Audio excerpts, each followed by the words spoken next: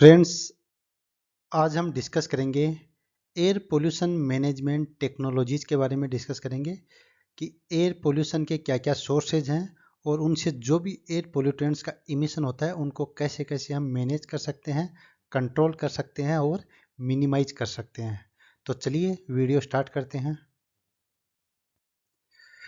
तो what do you mean by air pollution? Okay, so as we know, any physical, chemical or biological changes in the quality of air that is harmful for the living beings or for the environment, so this condition known as air pollution. So air की quality में अगर कोई भी changes आता है, air की physical quality में, उसकी केमिकल क्वालिटी में और उसकी बायोलॉजिकल क्वालिटी में कोई भी अगर चेंज आता है और वो चेंज आता है जो हार्मफुल है, लिविंग बींग्स के लिए हार्मफुल है, तो उस सिचुएशन को क्या कहते हैं? Air pollution. So the air prevention and control of pollution act 1981। सो इस एक्ट के अंदर एयर पोल्यूशन को स्पेसिफिकली डिफाइन किया गया है। So what is the definition? So air pollution is the presence of any solid, liquid or gaseous substances in the atmosphere in such concentration as may be or tend to be injurious to human beings or other living creature or plants or property or environment। तो इसका मतलब यह है कि any solid, liquid or gaseous substances that are present in the air or that are change the quality of air and they are harmful for the living beings, for the environment, for the plant, for everything। so solid pollutants कौन कौन से होते हैं? अगर definition में देखें, solid pollutant कौन से होते हैं? Particulates, particulate matters, black carbon. Liquid pollutants कौन से होते हैं? Aerosols, mist. और गैसियस पोल्यूटेंट कौन से होते हैं? So most of the gases like sulphur dioxide, oxides of nitrogen, carbon monoxide, so all these are the gaseous pollutants। so now what is the difference between pollutant और contaminant? so pollutant और contaminant में क्या difference है ये अभी हम discuss करेंगे। दोनों terms हैं जो similar लगते हैं। तो mainly जो contaminants होते हैं वो क्या होते हैं? foreign particle होते हैं, that is a not part of the system, they are only the foreign particle, okay, or they should not be present in any system, that is not for them। for example, suppose you have a glass of milk, but there is already we know there is a water because the milk is composed of the protein and water, so already the water is present there, but the more amount of water and the less amount of protein is present than that, so this condition known as a contamination। and when the contamination is more than the a limit, तो it will become the pollutants।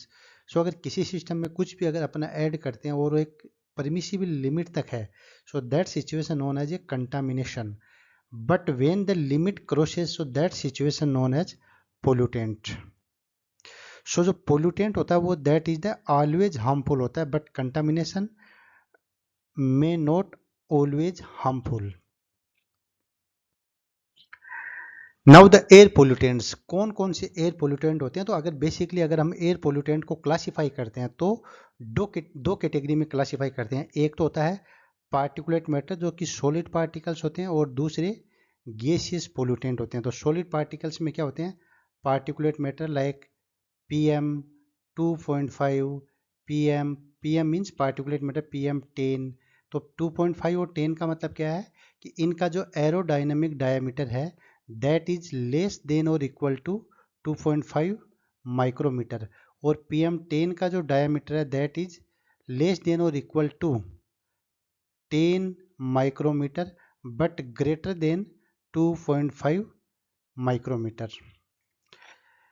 Gaseous pollutant है like ozone, NO2, sulphur dioxide, carbon monoxide, volatile organic carbons. So now classification of air pollutants. अगर air pollution को हम broadly classify करते हैं तो उनको दो कैटेगरी में क्लासीफाई कर सकते हैं, और वो दो कैटेगरी कौन कौन सी हैं? The first one is the primary pollutant. So this one is the first category, primary pollutant, and this one is the secondary pollutant. तो दो कैटेगरी होते हैं, एक तो प्राथमिक पोल्यूटेंट, दूसरा है द्वितीयक पोल्यूटेंट। सो प्राथमिक पोल्यूटेंट वो होते हैं जो कि किसी भी सोर्स से डायरेक्टली एटमॉस्फेयर में रिलीज होते हैं। जैसे किसी गाड़ी से कोई पोल्यूशन का इमिशन हो रहा है, जैसे किसी फैक्ट्री से पोल्यूटेंट्स का इमिशन हो रहा है, तो that is the they having the fix source and they are directly emitted in the atmosphere. Secondary pollutant क्या होते हैं कि एक बार पोल्यूटेंट्स प्राइमरी पोल्यूटेंट्स एटमॉस्फेयर में आ जाते हैं, ये प्राइमरी पोल्यूटेंट आपस में रिएक्शन करते हैं और सेकेंडरी पोल्यूटेंट्स का फॉर्मेशन करते हैं। ठीक है, सो सेकेंडरी पोल्यूटेंट्स का कोई भी डायरेक्ट सोर्स नहीं होता है, उनका एटमॉस्फेयर में फॉर्मेशन होता है। तो चलिए एग्जांपल देखते हैं क्या क्या एग्जांपल है। कई बार एग्जाम में क्वेश्चन पूछा था कौन सा प्राइमरी पोल्यूटेंट है, कौन सा सेकेंडरी पोल्यूटेंट है। ठीक है, तो जैसे as from the volcanic eruption primary pollutant, carbon monoxide primary, carbon dioxide primary, sulphur dioxide primary, NOx, NOx is a composition of, ये भी एग्जाम में क्वेश्चन पूछा जाता है कि NO प्लस NO2, इन दोनों के मिला के नोक्स बोला जाता है। NO, N2O, NO2 जो पार्टिकुलेट मैटर होते हैं वो भी प्राइमरी हैं। VOCs जो मिथेनोजेनिस मिथेनेटेड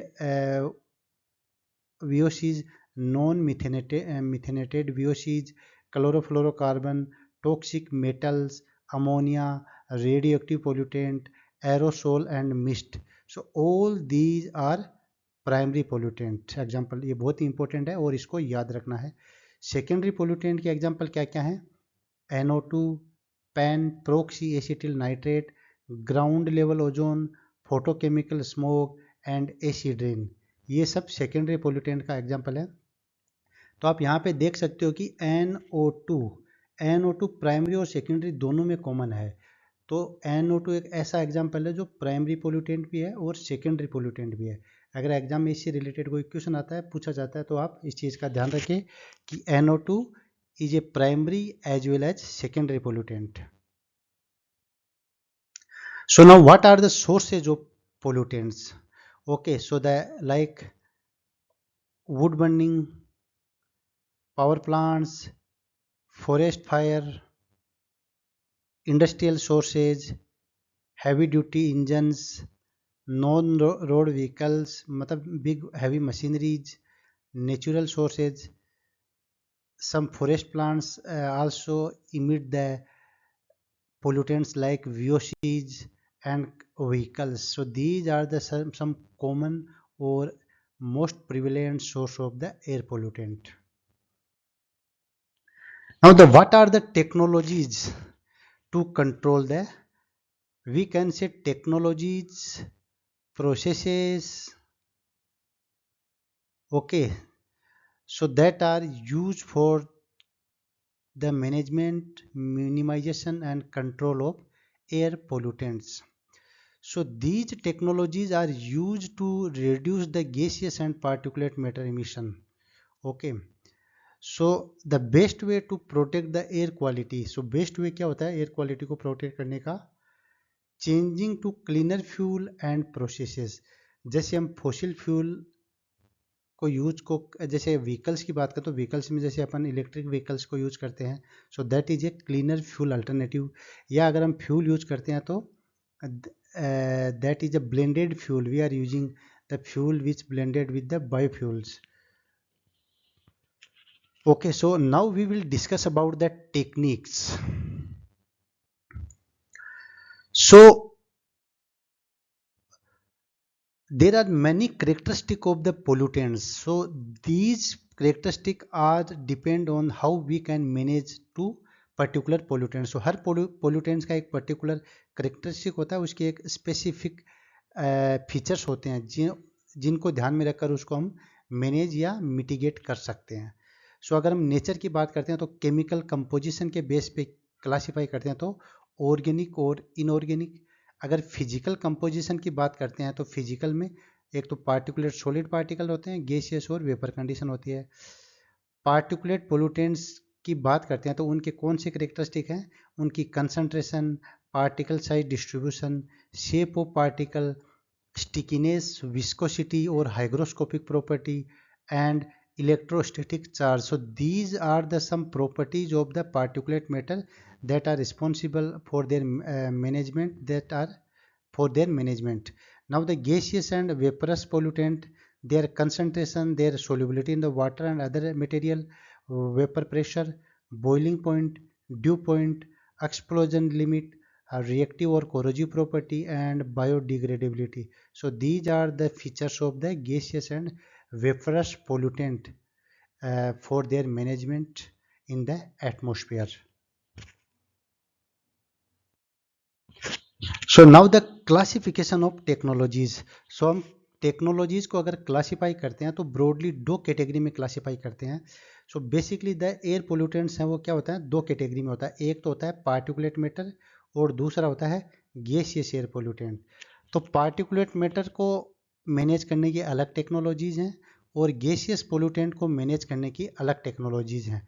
तो पार्टिकुलेट मैटर को मैनेज करने की कौन कौन सी टेक्नोलॉजी हैं, जैसे cyclonic separators, inertial separation, scrubbers.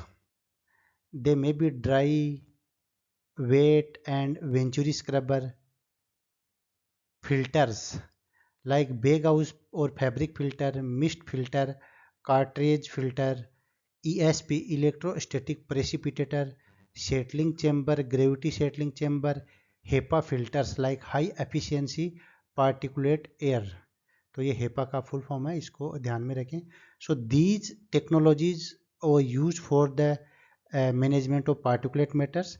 For gaseous pollutant we use the wet gas scrubber, biofilters, adsorption means we can use activated carbon, incineration and combustion, oxidizers, FGD, fluidized gas desulfurization or absorption, pegged scrubber, carbon sequestration, selective catalytic reduction and selective non-catalytic reduction, SCR and SNCR. So these are the list of technologies that are used for the management of particulate matters और gaseous pollutants.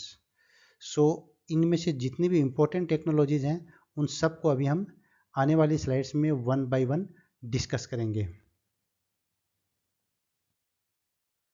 तो चलिए सबसे पहले start करते हैं particulate matter control device. जो भी solid particulate matters होते हैं, तो particulate the size of particulate matter varies from less than 1 micrometer से 100 माइक्रोमीटर तक वेरीज करती है. सो जिस माइक्रोमीटर पार्टिकुलेट मैटर के सामने जो भी साइज लिखी होती है लाइक 2.5 और particulate matter 1, it means the aerodynamic diameter of this particulate matter is equal to और लेस देन 1 माइक्रोमीटर. यूनिट किस में होती है, माइक्रोमीटर में. तो चलिए देखते हैं कि पार्टिकुलेट मैटर को कंट्रोल करने की कौन कौन सी डिवाइसेज हैं. सो फर्स्ट वन और मोस्ट इंपॉर्टेंट, तो पहली और जो सबसे इंपॉर्टेंट है that is the electrostatic precipitator, ESP. सो जो भी स्टूडेंट हिंदी मीडियम से हैं तो मैं कोशिश कर रहा हूँ कि बीच बीच में मैं हिंदी का भी यूज कर रहा हूँ ताकि उनके लिए भी समझने में आसानी हो. तो अभी हम डिस्कस करेंगे इलेक्ट्रोस्टैटिक प्रेसिपिटेटर के बारे में, ESP. ये एक बहुत ही इम्पोर्टेंट इंस्ट्रूमेंट है और टेक्निक है जो कि पार्टिकुलेट मैटर के इमिशन को कंट्रोल करने के लिए इंडस्ट्रीज में मेनली यूज किया जाता है.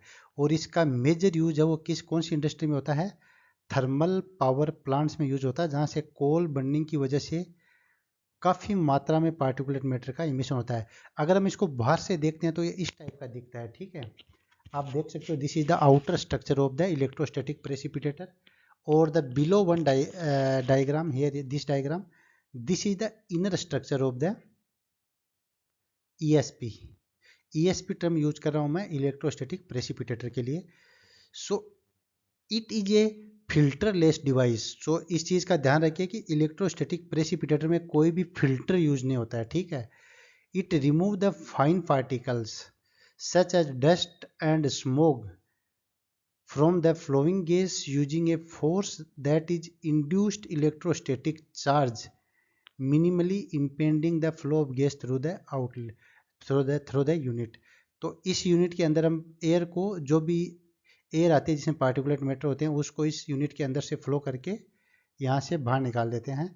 तो इस जो गैस में जो भी पार्टिकुलेट मैटर होते हैं उनको इलेक्ट्रोस्टैटिक फोर्स से हम सेपरेट कर लेते हैं और उसके बाद में उसको रिमूव कर देते हैं। So the ESP is also known as electrostatic air cleaner, ये भी इसका नाम है। So they are commonly use in the steel plants, thermal power plants और सीमेंट इंडस्ट्रीज। इन 1907 में the chemistry professor Frederick Gardner Cottrell, तो इस scientist का नाम याद रखना है, Frederick Gardner Cottrell, invented and patented the first ESP used to collect the sulfuric acid mist and lead oxide fumes emitted from the various acid making and smelting activities. So Cottrell ने इसको invent भी किया, इसको patent भी किया और सबसे पहले इसका यूज लिया सल्फर एसिड मिस्ट, जो कि सल्फर डाइऑक्साइड हो वाटर के साथ करके सल्फर एसिड मिस्ट बना लेती है उसको, और लेड ऑक्साइड फ्यूम्स को कलेक्ट करने के लिए इसको सबसे पहले यूज में लिया गया। The first use of corona discharge, तो हम कोरोना डिस्चार्ज के बारे में भी डिस्कस करेंगे कि कोरोना डिस्चार्ज क्या होता है। एक्चुअली ये बहुत ही एक कॉमन क्वेश्चन है जो हर एग्जाम में लगभग पूछा जाता है कि कोरोना डिस्चार्ज कहाँ पे होता है। तो कोरोना डिस्चार्ज इलेक्ट्रोस्टैटिक प्रेसिपिटेटर में होता है। कोरोना डिस्चार्ज का रिलेशन कोरोना डिजीज और कोरोना से नहीं है। So the corona discharge first time use to remove the particles from the aerosols was by Hohlfeld in 1824। So Hohlfeld ने 1824 में सबसे पहले कोरोना डिस्चार्ज प्रोसेस का यूज किया पार्टिकल्स को रिमूव करने के लिए। Okay, so the maximum efficiency of electrostatic precipitator कितनी होती है? मोर देन 99% इसकी एफिशिएंसी होती है। So the corona effect is also known as corona discharge. It is caused due to the ionization of the fluid such as the surrounding air. This effect usually observed at high voltage. So corona discharge क्या होता है? Electric field produce होता है जिसको corona discharge कहते हैं, और ये कोरोना डिस्चार्ज के लिए हाई वोल्टेज की रिक्वायरमेंट होती है। तो कितने वोल्टेज की रिक्वायरमेंट होती है? 20 किलो वोल्ट से 70 किलो वोल्ट इलेक्ट्रिक पावर की वोल्टेज की जरूरत होती है कोरोना डिस्चार्ज को जनरेट करने के लिए। देन आफ्टर रेपिंग सिस्टम, तो रेपिंग सिस्टम क्या होता है? तो जो भी इलेक्ट्रोस्टैटिक प्रेसिपिटेटर होता है जिसके अंदर से हम जो भी पार्टिकुलेट मैटर से युक्त जो हवा है उसको पास करते हैं, तो इसमें क्या होती है कि प्लेट्स होती हैं जिनके ऊपर पार्टिकुलेट मैटर डिपॉजिट हो जाते हैं। तो टाइम के साथ ये डिपोजिशन बढ़ता जाता है और जो इनके बीच का एरिया है वो कम होता जाता है क्योंकि डिपोजिशन की वजह से। तो जो भी डस्ट डिपॉजिट होती है प्लेट्स पे उसको रेगुलर हटाना पड़ता है, और उनको मैकेनिकल प्रोसेस जैसे हथौड़ा मारकर हटा दिया, और आजकल ऑटोमेटिक आते हैं, ऑटोमेटिक वो हट जाते हैं by shaking the. So this process known as rapping process. So now what is the working principle of electrostatic precipitator? तो अगर हम प्रिंसिपल की बात करते हैं कि इलेक्ट्रोस्टैटिक प्रेसिपिटेटर कैसे काम करता है, तो मेनली इसके अंदर दो इलेक्ट्रोड होते हैं, एक होता है पॉजिटिव इलेक्ट्रोड और एक होते हैं नेगेटिव इलेक्ट्रोड। सो यहाँ फिगर में आप देख सकते हो कि जो छोटे वायर लाइक स्ट्रक्चर होती है वो कौन से होते हैं? नेगेटिव इलेक्ट्रोड, और जो प्लेट्स होती हैं वो क्या होते हैं? Positive electrode. तो पॉजिटिव इलेक्ट्रोड हम चौड़ी और चौड़ी प्लेट्स होती हैं, जबकि जो नेगेटिव इलेक्ट्रोड हैं वो वायर लाइक स्ट्रक्चर होती है। ठीक है, the negative electrode are in the form of wire mesh and the positive electrode are plates। तो ये भी याद रखना, एग्जाम में पूछा जाता है कि नेगेटिव इलेक्ट्रोड कौन से होते हैं, पॉजिटिव इलेक्ट्रोड कौन से होते हैं। So these electrode are vertically placed and alternate to each other. इसका मतलब है कि वर्टिकली मतलब ये खड़े पोजीशन में होते हैं, कभी लेटे हुई पोजीशन में नहीं होते हैं, और एक के बाद एक दूसरे के बाद में रखा जाता है। जैसे सबसे पहले हमने नेगेटिव रखा तो फिर पॉजिटिव, फिर नेगेटिव, फिर पॉजिटिव, फिर नेगेटिव, फिर पॉजिटिव, अल्टरनेट ऑर्डर में इनको अरेंज किया जाता है।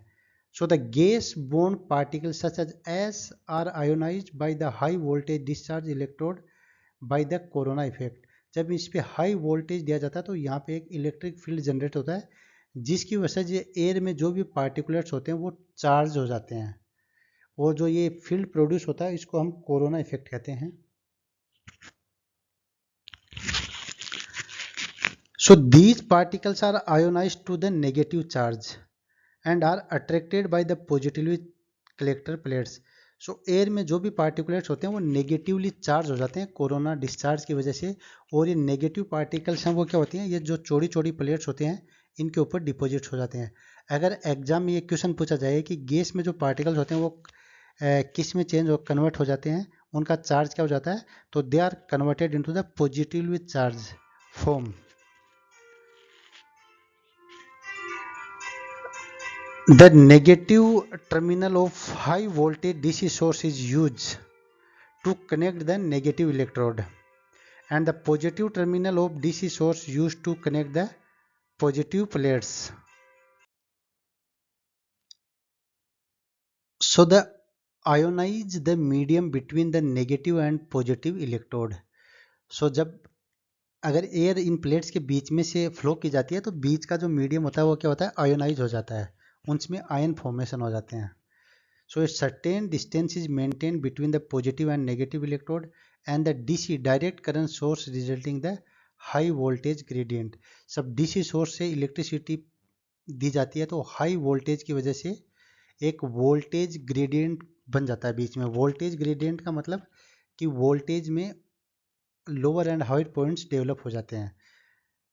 The medium is use between the two electrode is the air. तो ये भी एग्जाम में क्वेश्चन पूछा जाता है कि दो इलेक्ट्रोस्टैटिक प्रेसिपिटेटर में दो इलेक्ट्रोड मतलब पॉजिटिव और नेगेटिव इलेक्ट्रोड के बीच में क्या मीडियम होता है। जैसे एग्जाम में क्वेश्चन की वैक्यूम होता है, एयर होता है, नाइट्रोजन गैस होती है, हीलियम गैस होती है, क्या होता है, तो इनके बीच में सिंपली एयर होती है, कुछ भी नहीं होता है, ठीक है।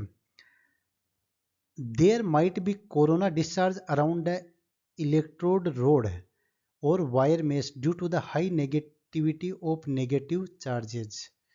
सो जो नेगेटिव इलेक्ट्रोड होता है उस पर नेगेटिविटी की वजह से इलेक्ट्रोड कोरोना डिस्चार्ज का फॉर्मेशन होता है। The entire system is enclose in the metallic container containing the inlet for flue gas and outlet of filtered gas. So यहाँ पे आप देख सकते हो कि दीज आर द इलेक्ट्रोड, और इन्हीं इलेक्ट्रोड की वजह से बीच में क्या है, एक इलेक्ट्रिक फील्ड होता है जिसको कोरोना डिस्चार्ज कहते हैं का जनरेट होता है। वहाँ पे पॉजिटिव नेगेटिव आयन और फ्री इलेक्ट्रॉन का जनरेशन होता है। तो कोरोना जनरेशन में क्या क्या होता है, कोरोना जनरेशन में यहाँ पे देख सकते हो कि पॉजिटिव आयन होता है, नेगेटिव आयन होता है जिसको फ्री इलेक्ट्रॉन कहा गया है, और गैस मॉलिक्यूल्स होते हैं। तीन चीज़ होती हैं, पॉजिटिव आयन, नेगेटिव आयन जिसको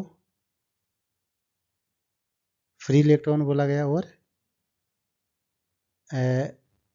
गैस मॉलिक्यूल होते हैं।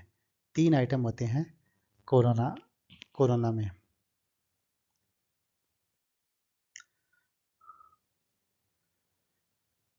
So there are plenty of free electrons as the electrodes are ionized, which interact with the dust particle of the gas and making them negatively charged. So जब corona discharge होता है तो corona discharge की वजह से ज़्यादा quantity में negative particles या फ्री इलेक्ट्रॉन का जनरेशन होता है, और ये फ्री इलेक्ट्रॉन और डस्ट पार्टिकल्स को क्या कर देते हैं, नेगेटिवली चार्ज कर देते हैं। जब डस्ट पार्टिकल नेगेटिवली चार्ज हो जाते हैं तो जो प्लेट्स होती हैं पॉजिटिव इलेक्ट्रॉन्स होते हैं उनकी तरफ ही अट्रैक्ट होते हैं और उसकी सरफेस पे स्टिक हो जाते हैं, चिपक जाते हैं। So these particles move toward the positive electrode and fall off due to the gravitational force. So जो भी प्लेट होती है उस पर ये चिपक जाते हैं और धीरे धीरे ग्रेविटेशनल फोर्स की वजह से धीरे धीरे उसके बॉटम में डिपॉजिट होते रहते हैं, यहाँ से उनको निकाल लिया जाता है और बाहर एक जगह प्रॉपर मैनेज कर दिया जाता है। The flue gas is free from the dust particles as flow through the electrostatic precipitator and is discharge to the atmosphere through the chimney. Okay, flue gas का मतलब क्या होता है, जो भी कोई गैस किसी इंडस्ट्री से निकलती है, किसी भी फ्यूल के बर्निंग के बाद में उसको फ्लू गैस कहते हैं, और फ्लू गैस का ट्रीटमेंट करके उसको क्लीन एयर में कन्वर्ट किया जाता है। सो इलेक्ट्रोस्टैटिक प्रेसिपिटेटर का एक्चुअली फ्लो स्टेप्स क्या होती हैं? सबसे पहले डिस्ट्रीब्यूशन, आयोनाइजेशन होता है, पार्टिकल्स का माइग्रेशन होता है, उनका कलेक्शन होता है, डिस्चार्ज डिसिपेशन होता है, पार्टिकल डिसलोडिंग होता है और पार्टिकल रिमूवल होता है. So this is the steps of the electrostatic precipitator process. So now the efficiency of ESP. So efficiency से related भी एग्जाम में कई बार क्वेश्चंस पूछे जाते हैं कि what is the efficiency of ESP. So the efficiency of electrostatic precipitator is related to the its capacity of collecting the ionizing particles. So इसकी जो पॉजिटिव प्लेट्स हैं और पॉजिटिव इलेक्ट्रोड्स हैं उनकी क्या कैपेसिटी है आयोनाइज पार्टिकल को collect करने की, उसी के बेसिस पे इसकी एफिशिएंसी को डिसाइड किया जाता है. सो ये फॉर्मूला है, efficiency is denoted by the eta. So this is the C inlet minus C out upon C inlet. Okay, so इसको कैलकुलेट करके फाइनली इसी फॉर्म में कन्वर्ट कर लिया जाता है. Eta is 1 minus exponential into minus WEA divided by Q. So here the U is the speed of flow, Q is the volumetric flow and UD is the cross sectional area. So this is the, तो exponential को EXP भी लिख दिया जाता है और कई जगह इसको E से भी डिनोट कर दिया जाता है. So this is the formula of the efficiency of electrostatic precipitator. तो इसको याद रखना है, कई बार एग्जाम में फॉर्मूले को भी पूछा जाता है.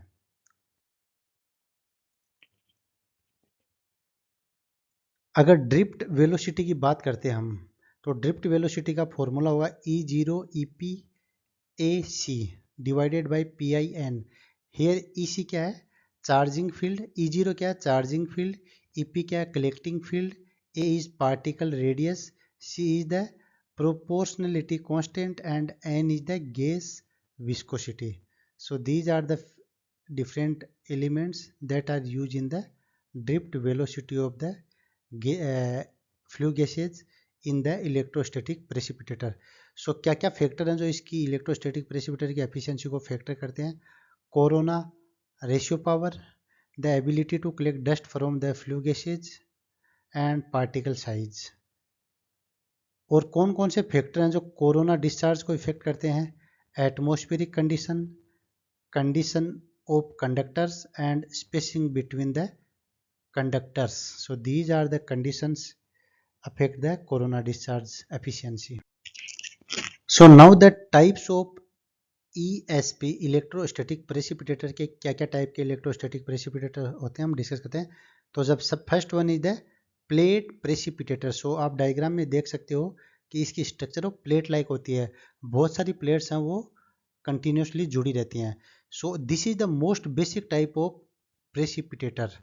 अगर एग्जाम में क्वेश्चन पूछा जाएगा कौन से टाइप का ESP सबसे कॉमन है, so this is a most common और basic type plate precipitator. Okay, it consist of the row of thin vertical wires and stack of vertically arrange large flat metal plates that are placed at a distance of 1 centimetre to 18 centimetre. ये भी distance भी important है कि जो plate precipitators में होते हैं उनमें ये प्लेट्स एक दूसरे से कितनी डिस्टेंस के बीच में अरेंज होती हैं, तो 1 से 18 सेंटीमीटर के बीच में अरेंज होती हैं. ठीक है. Air stream is pass horizontally through the vertical plates. तो ये प्लेट्स हैं वो खड़ी डायरेक्शन में होती हैं वर्टिकल, और एयर को इनके बीच से हॉरिजॉन्टली पास किया जाता है. So negative voltage is apply between the air and plates. These ionized particles are diverted toward the grounded plates using the electrostatic pressure. So जो भी पार्टिकल्स होते हैं नेगेटिव चार्ज पार्टिकल्स वो इन प्लेट्स पे डिपॉजिट हो जाते हैं प्लेट्स की सरफेस पे, और उनको एक टाइम के बाद में यहाँ से रिमूव कर लिया जाता है. So this is the plate type precipitator. उसके बाद में है ड्राई इलेक्ट्रोस्टैटिक प्रेसिपिटेटर. सो इसको कहाँ पे यूज लिया जाता है? एस और सीमेंट इंडस्ट्रीज में इसको जनरली काम में लिया जाता है ड्राई स्टेट में. It consist of electrode. through which ionized particles are made to flow through a and hopper through which the collection particles are extracted out. So ये इसकी पिक्चर देख सकते हो कि किस टाइप का होता है। यहाँ से इनलेट होता है जहाँ से एयर का फ्लो होता है, और ये दिस इज आउटलेट जहाँ से प्योर ऑक्सीजन को, नॉट प्योर, अनपोल्यूटेड, और जो वो एयर जिसके अंदर पार्टिकल्स नहीं है उसको यहाँ से एटमॉस्फेयर में रिलीज कर दिया जाता है। ऊपर से पावर सप्लाई है, और ये प्लेट्स हैं, और ये नीचे हैं वो डस्ट कलेक्टिंग सिस्टम है, ठीक है, जिसको जनरली हॉपर भी बोला जाता है।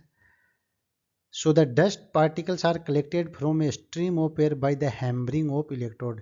सो इसमें क्या होता है कि टाइम के बाद में है वो इलेक्ट्रोड डस्ट डिपोजिट, जिसको यहाँ पे हैमरिंग करके या हथौड़े मार के उनको पार्टिकल्स को प्लेट से रिमूव कर लिया जाता है। So this is the dry electrostatic precipitator. Then after next one is the wet electrostatic precipitator. So इसको कहाँ पे यूज में लेते हैं, तो इसको यूज में लेते हैं जनरली रेजिन, ऑयल, टार, पेंट, इनको रिमूव करने के लिए यूज में लिया जाता है। मतलब जो भी वेट पोल्यूटेंट है उनको रिमूव करने के लिए वेट इलेक्ट्रोस्टैटिक प्रेसिपिटेटर का यूज में लिया जाता है।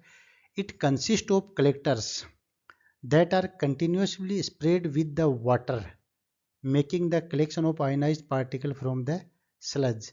The efficiency more efficient than the dry ESP. So अगर एग्जाम में क्वेश्चन पूछा जाए कि ड्राई ईएसपी और वेट ईएसपी में मोर एफिशिएंट कौन सा है, तो wet ESP is more efficient than the dry ESP. So this is a figure, here you can see. Okay, so इस वेट कंडीशन मेंटेन करने के लिए जो भी गैस होते हैं उसके ऊपर वाटर का स्प्रे किया जाता है, और इसी स्प्रे के हिसाब से पार्टिकुलेट मैटर का रिमूवल किया जाता है। Now the fourth type ESP is the tubular precipitator। तो इसकी जो शेप है वो ट्यूब लाइक शेप होती है। यहाँ पे देख सकते हो कि ये एक ट्यूब के लाइक इसकी स्ट्रक्चर होती है। So it is a single stage unit consist of the tube with high voltage electrode, okay, that are arrange parallel to each other in such they run on their axis.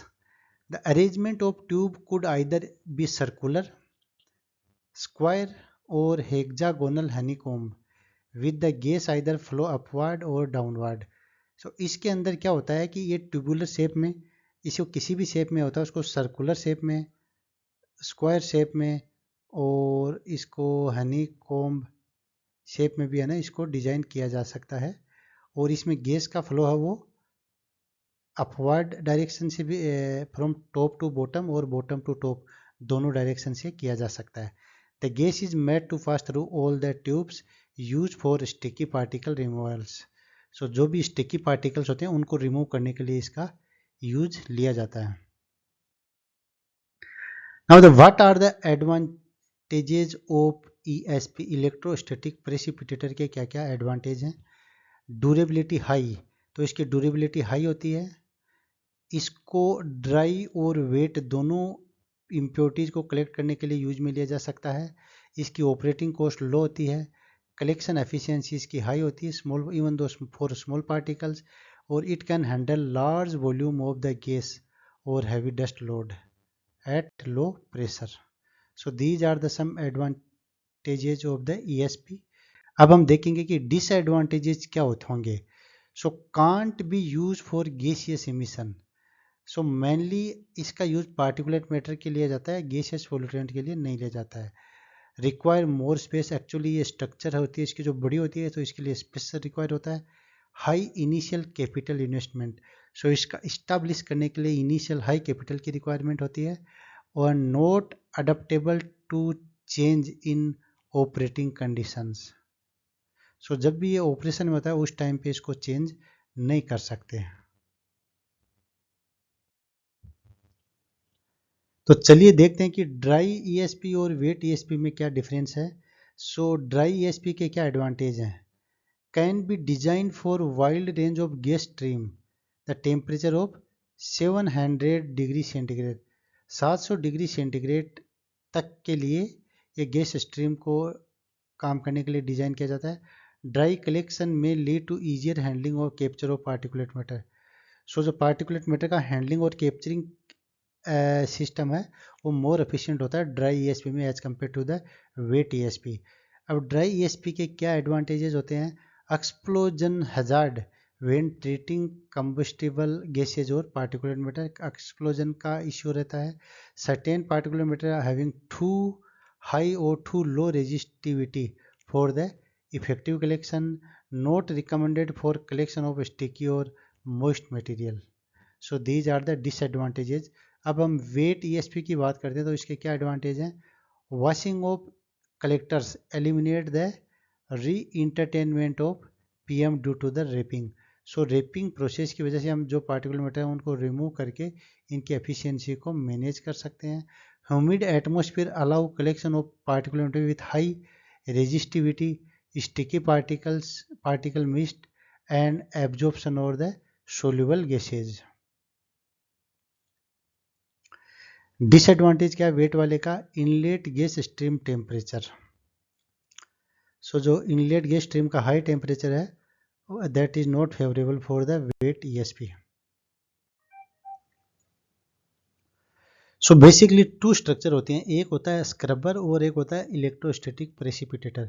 सो यहाँ पे आप diagram में देख सकते हो कि ये क्या है, ईएसपी है और ये एक स्क्रबर है। जब भी हम जनरल टर्म यूज लेते हैं स्क्रबर, इसका मतलब we are talking about the wet scrubber, okay, not for the dry scrubber. तो दोनों में डिफरेंस क्या है? जो इलेक्ट्रोस्टैटिक प्रेसिपिटेटर होता है वो क्या होता है? सिंगल स्टेज सिस्टम होता है, जबकि वेट स्क्रबर हो मल्टी स्टेज सिस्टम होता है। मतलब इलेक्ट्रोस्टैटिक में सिंगल स्टेज होती है और इसमें कई स्टेज होती हैं।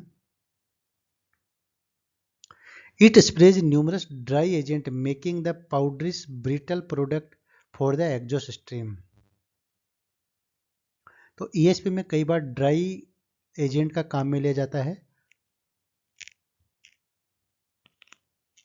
पार्टिकल्स को रिमूव करने के लिए, जबकि वेट स्क्रब में वाटर और सम एक्वा सॉल्यूशन को यूज में लिया जाता है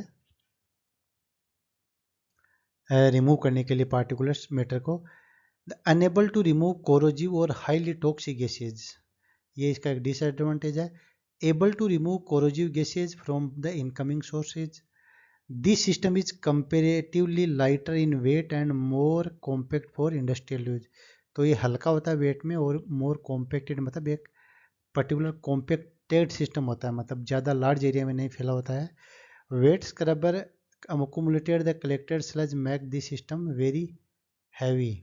सो जो भी स्लज जनरेट होता है वो इसके पे जमा हो जाता है, इसे कलेक्ट हो जाता है और इसकी वजह से सिस्टम काफ़ी हैवी हो जाता है। Now cyclone separators. So cyclone separators also known as cyclones और cyclonic scrubber. Okay, so these are the separation devices. Generally, dry scrubber are used the principle of inertial or centrifugal sedimentation to remove the particulate matter from the flue gas. So जो भी flue gas निकलती है और जो भी gas polluted gas निकलती है उससे पार्टिकुलेट मैटर को रिमूव करने के लिए सेंट्रीफ्यूगल सेडिमेंटेशन प्रिंसिपल पे बेस्ड होते हैं साइक्लोन सेपरेटर्स।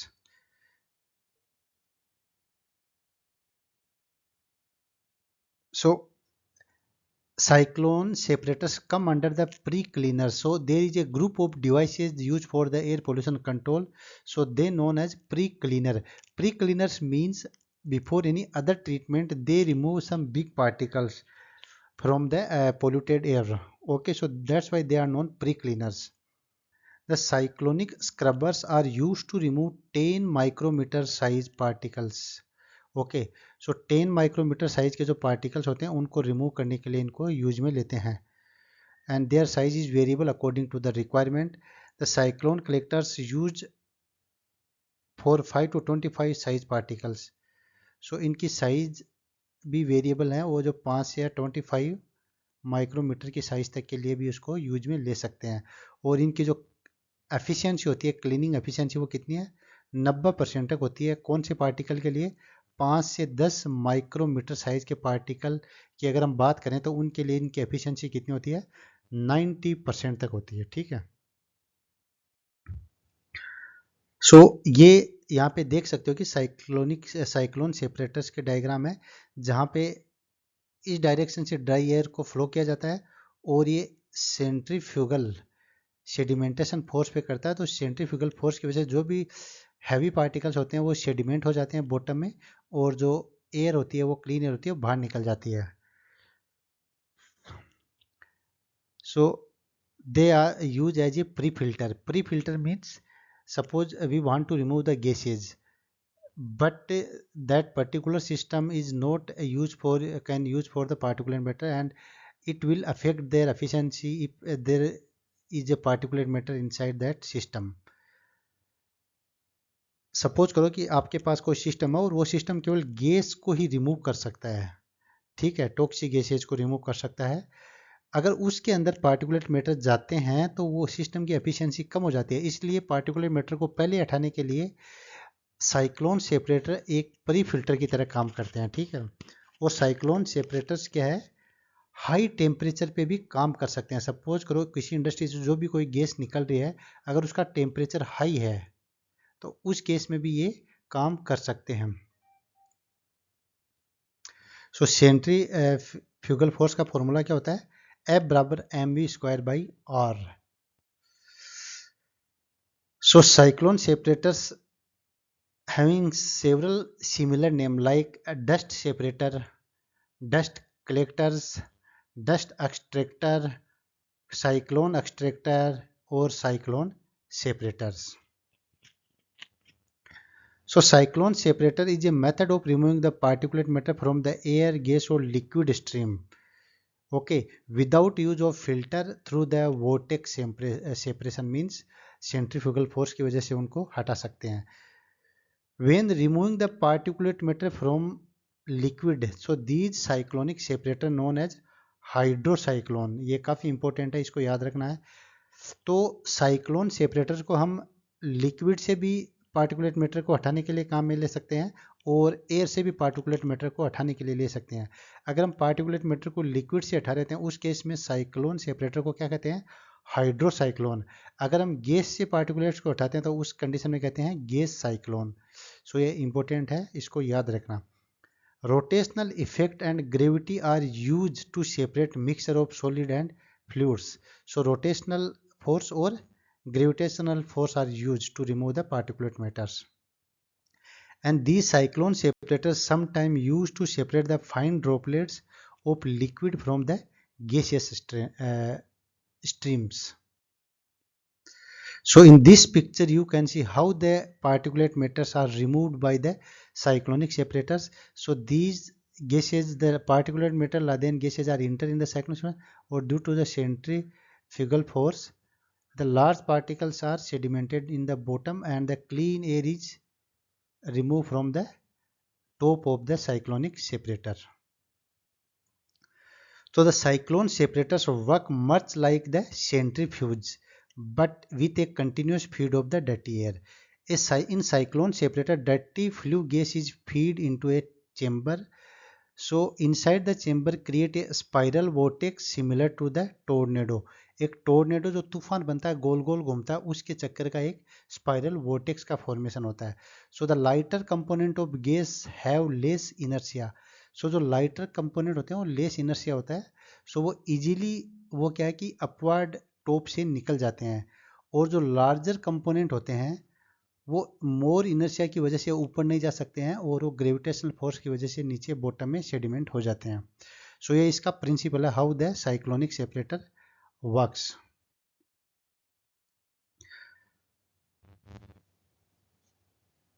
सो जो बॉटम में जो भी पार्टिकुलेट मैटर इमिशन डिपॉजिट हैं उनको कलेक्शन होपर में कलेक्ट कर लिया जाता है। So these chambers are shape like upside down cone to promote the collection of these particles to the bottom of container. सो इनको अप साइड डाउन की shape में इनको डिजाइन किया जाता है ताकि जो भी पार्टिकुलर मैटर बॉटम में कलेक्ट होते हैं उनको कलेक्ट किया जा सकता है। Most cyclones are built to control and remove particulate matter that are larger than 10 micrometer. Okay, so most of the जो साइक्लोन होते हैं वो 10 माइक्रोमीटर साइज से बड़े पार्टिकल्स को रिमूव करने के लिए डिजाइन किए जाते हैं।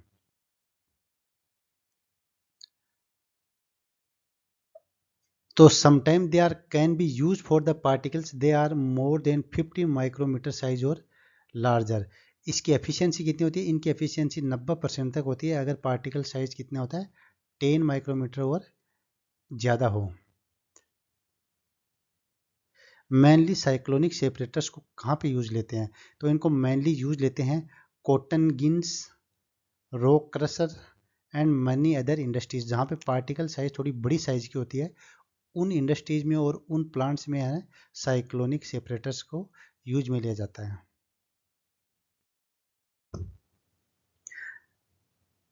Now the gas cyclone separator. So हम पहले ही डिस्कस कर चुके हैं कि बेसिकली साइक्लोन से दो टाइप के होते हैं।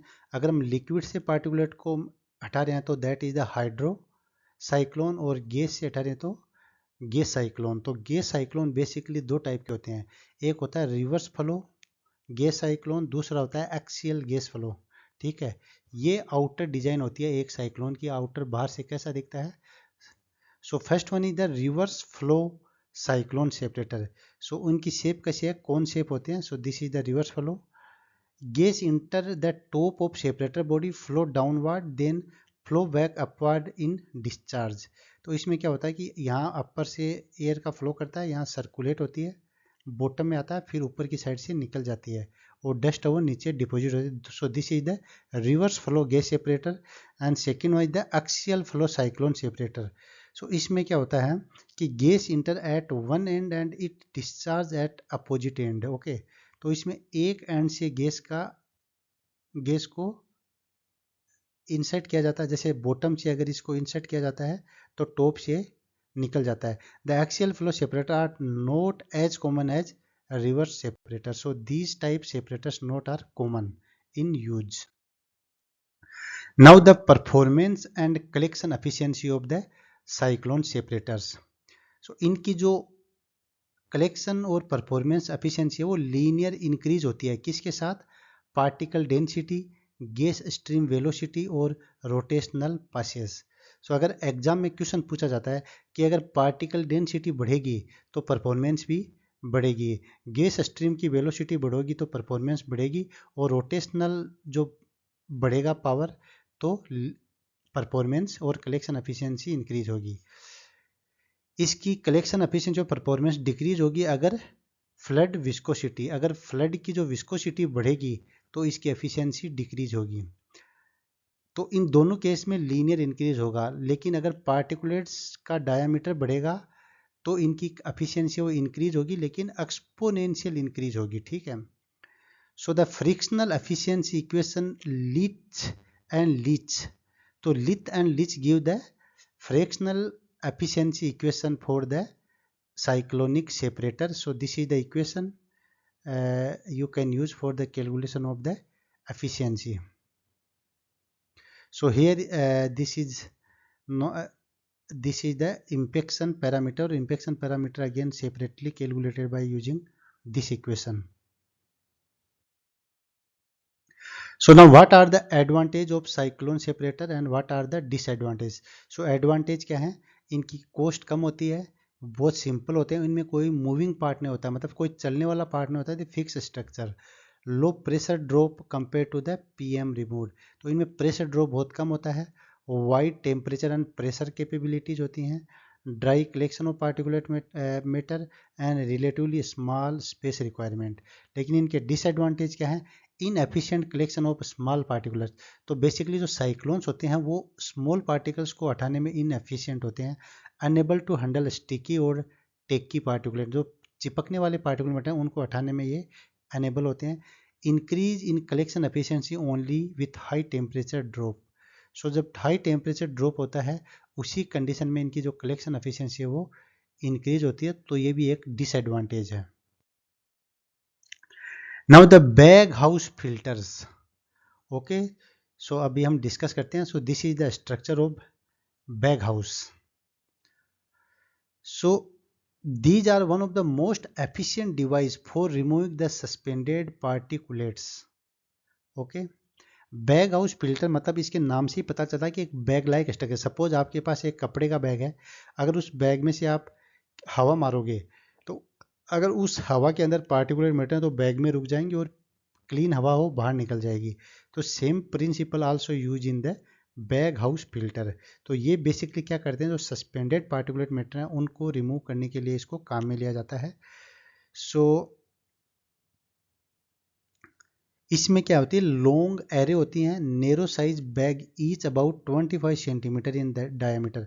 तो इसके ये बड़ी असेंबली होती है, यहाँ पे देख सकते हो ये एक सिंगल बैग का आउटर स्ट्रक्चर देख सकते हो। तो इस टाइप के कई बैग यहाँ पे लगे होते हैं, तो जिनका डायमीटर वो लगभग कितना होता है, लगभग 25 सेंटीमीटर इनका डायमीटर होता है, जो suspended upside down in larger enclosure. तो इनका जो नुकीला पॉइंट होता है वो ऊपर की साइड में होता है, वो जो चौड़ा पार्ट होता है वो नीचे की साइड में होता है, जो हैंगिंग पोजीशन में होते हैं, ठीक है। तो when the dust Laden air blown upward through the bottom of the enclosure by the fan. तो इसके नीचे यहाँ पे क्या फैंस लगे होते हैं, जो फैन की वजह से हवा को इनके अंदर किया जाता है, तो जो भी पार्टिकल्स होते हैं वो इसकी सरफेस पे चिपक के यहाँ पे हैंग हो जाते हैं और क्लीन एयर निकल जाती है। उसके बाद में इनको शेक करके जो भी हवा होती है वो बॉटम में कलेक्ट कर ली जाती है। So the bag house is also known as bag house filter, bag filter and fabric filter. Okay. So this is basically used for the control of air pollution or particulate matters.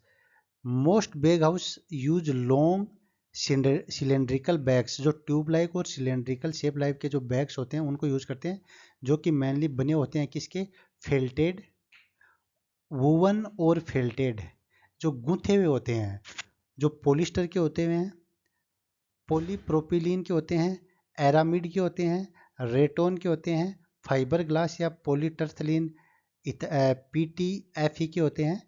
इनके बने generally बने होते हैं, जो अलग अलग type के material होते हैं जिनका यहाँ नाम दिया गया है। इन सभी में इनको याद रखना है, एग्जाम में कई बार पूछ सकते हैं कि जो बैग हाउस का बैग हाउस किसका बना होता है, तो पोलिएस्टर वुवन और felted, polypropylene, aramid, Ryton, fibre glass, PTFE, इन सब का बना होता है, ठीक है।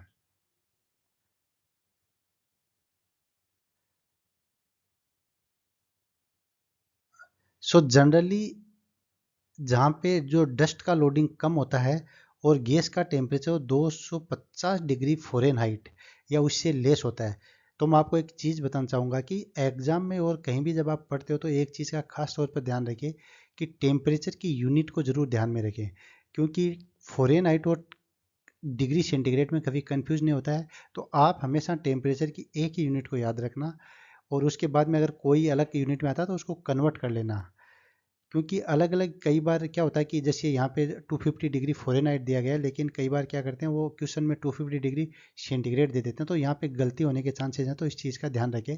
तो टेम्परेचर यहाँ पे है 250 डिग्री फ़ारेनहाइट और 121 डिग्री सेंटीग्रेड। सो उस टाइम में मेनली ज़्यादातर क्या कर, अगर जहाँ पे डस्ट लोडिंग कम होती है और गैस टेम्परेचर है वो 250 डिग्री फ़ारेनहाइट से कम होता है, तो उस केस में ये क्या करते हैं, कार्ट्रिज और प्लीटेड नॉन ओवन कार्टेज है वो काम में लेते हैं as a filter media institute of the bag. तो ये बैग को काम में नहीं लेते हैं और उसकी जगह पे क्या करते हैं, कार्टेज बनी होती हैं मटेरियल की, उन कार्ट्रेज को काम में लेते हैं। So the fabric filter bags are oval और राउंड ट्यूब्स होते हैं, टिपिकली 15 से 30 फीट लंबे होते हैं और 5 से 12 इंच के डायमीटर में ये बने होते हैं, ठीक है। So a fabric filter dust collector can remove almost 100% of the particles as small as 1 micrometer से लेके ये 0.01 माइक्रोमीटर से लेके 1 माइक्रोमीटर तक के पार्टिकल्स को भी 100% तक रिमूव कर सकते हैं, तो इनकी एफिशिएंसी काफ़ी अच्छी होती है। So fabric filters offer relatively high resistance to the airflow, which leads to the substantial energy usage for the fan system. So इसमें एक दिक्कत है कि इसमें हम कंटिन्यूस एयर को फ्लो करने के लिए हमको फैन की ज़रूरत होती है। सो ये एक हम इसको डिसएडवांटेज के रूप में भी देख सकते हैं।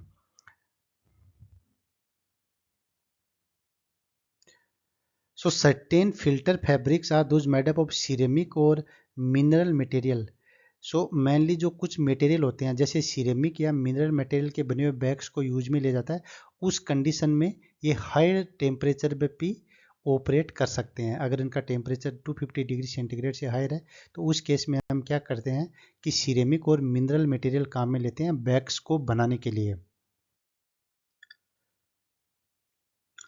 सो जो भी ये बैग हाउस होते हैं वो बैग्स होते हैं, इनके ऊपर कंटिन्यूस एयर फ्लो करने से बहुत ज़्यादा पार्टिकुलेट मैटर इनकी वॉल्स के ऊपर क्या डिपॉजिट हो जाता है, तो उसको कंटिन्यूसली रिमूव करना ज़रूरी है।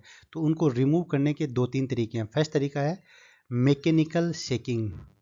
सेकेंड है temporary reversing of flow of air causing them to collapse, and third one is the sending a short burst of air down through the bags causing the it is briefly expand। सो क्या होता है कि mechanical, जैसे हमने hammer या हथौड़ा मार दिया उससे हम उनको हिला के मैकेनिकली हिला के उनको हम डस्ट को रिमूव कर सकते हैं। दूसरा है कि हम एयर का जो फ्लो है वो रिवर्स ऊपर से एयर पास करते हैं, हमेशा नीचे से करते हैं, ऊपर से पास करके उनको हटा सकते हैं। तीसरा है कि हम एयर को सडन पास करते हैं, एक ज़्यादा अमाउंट एयर को एक झटके से पास करते हैं, तो इससे क्या होता है वो एक्सपेंड होता है और जो भी एयर चिपकी रहती है वॉल्स पे वो रिमूव हो जाती है। तो यहाँ पे आप देख सकते हो कि जो भी एयर है पास होती है, पार्टिकुलेट मैटर जिसमें होते हैं पास होती है, तो टाइम के साथ धीरे धीरे देखो ये वॉल्स पे डिपॉजिट हो जाती है, तो इसको रिमूव करना ज़रूरी है पार्टिकुलेट मैटर्स को। ओके।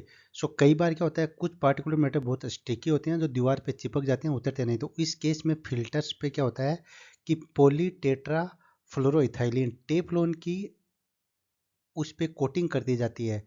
सो उस केस में उन पे है वो डस्ट बहुत कम चिपकती है, ठीक है, और मेंटेनेंस भी बहुत कम रिक्वायरमेंट होती है। सो अभी हमने बैग हाउस के बारे में देखा कि ये पार्टिकुलर मैटर को रिमूव करते हैं, इनकी एफिशिएंसी लगभग 99.9% होती है और इनकी एफिशिएंसी इंक्रीज हो जाती है अगर हम इनको कंटिन्यूसली क्लीन करते रहते हैं। तो क्लीनिंग सिस्टम है वो 4 टाइप का होता है। क्या होता है, शेकिंग से कर सकते हैं, रिवर्स एयर फ्लो करके कर सकते हैं, pulse jet and sonic horn, ये कई टाइप के सिस्टम होते हैं जिनसे अपन इनकी क्लीनिंग कर सकते हैं। क्लीनिंग मतलब इनकी वॉल से और डस्ट को रिमूव कर सकते हैं। चलिए अब देखते हैं कि टाइप्स ऑफ बैग हाउस क्या होते हैं। तो टाइप्स ऑफ बैग हाउस को हम डिटेल में डिस्कस नहीं करेंगे, जस्ट हम देखते हैं कौन कौन से होते हैं। तो बेसिकली 3 टाइप के बैग हाउस होते हैं, एक तो mechanical shaker based, reverse gas और पल्स जेट बेस्ड। सो यहाँ पे आप देख सकते हो this one is the mechanical shaker based, reverse air based और रिवर्स जेट बेस्ड। सो ये 3 टाइप के सिस्टम होते हैं, 3 टाइप के बैग हाउस होते हैं और इनको क्लासिफाई किया जाता है कि किस बेसिस पे इनकी क्लीनिंग की जाती है। Now the performance and efficiency of the bag house.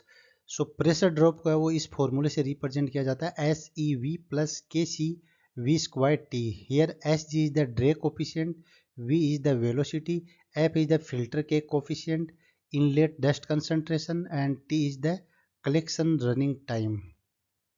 Okay, so these parameters used to calculate the pressure drop.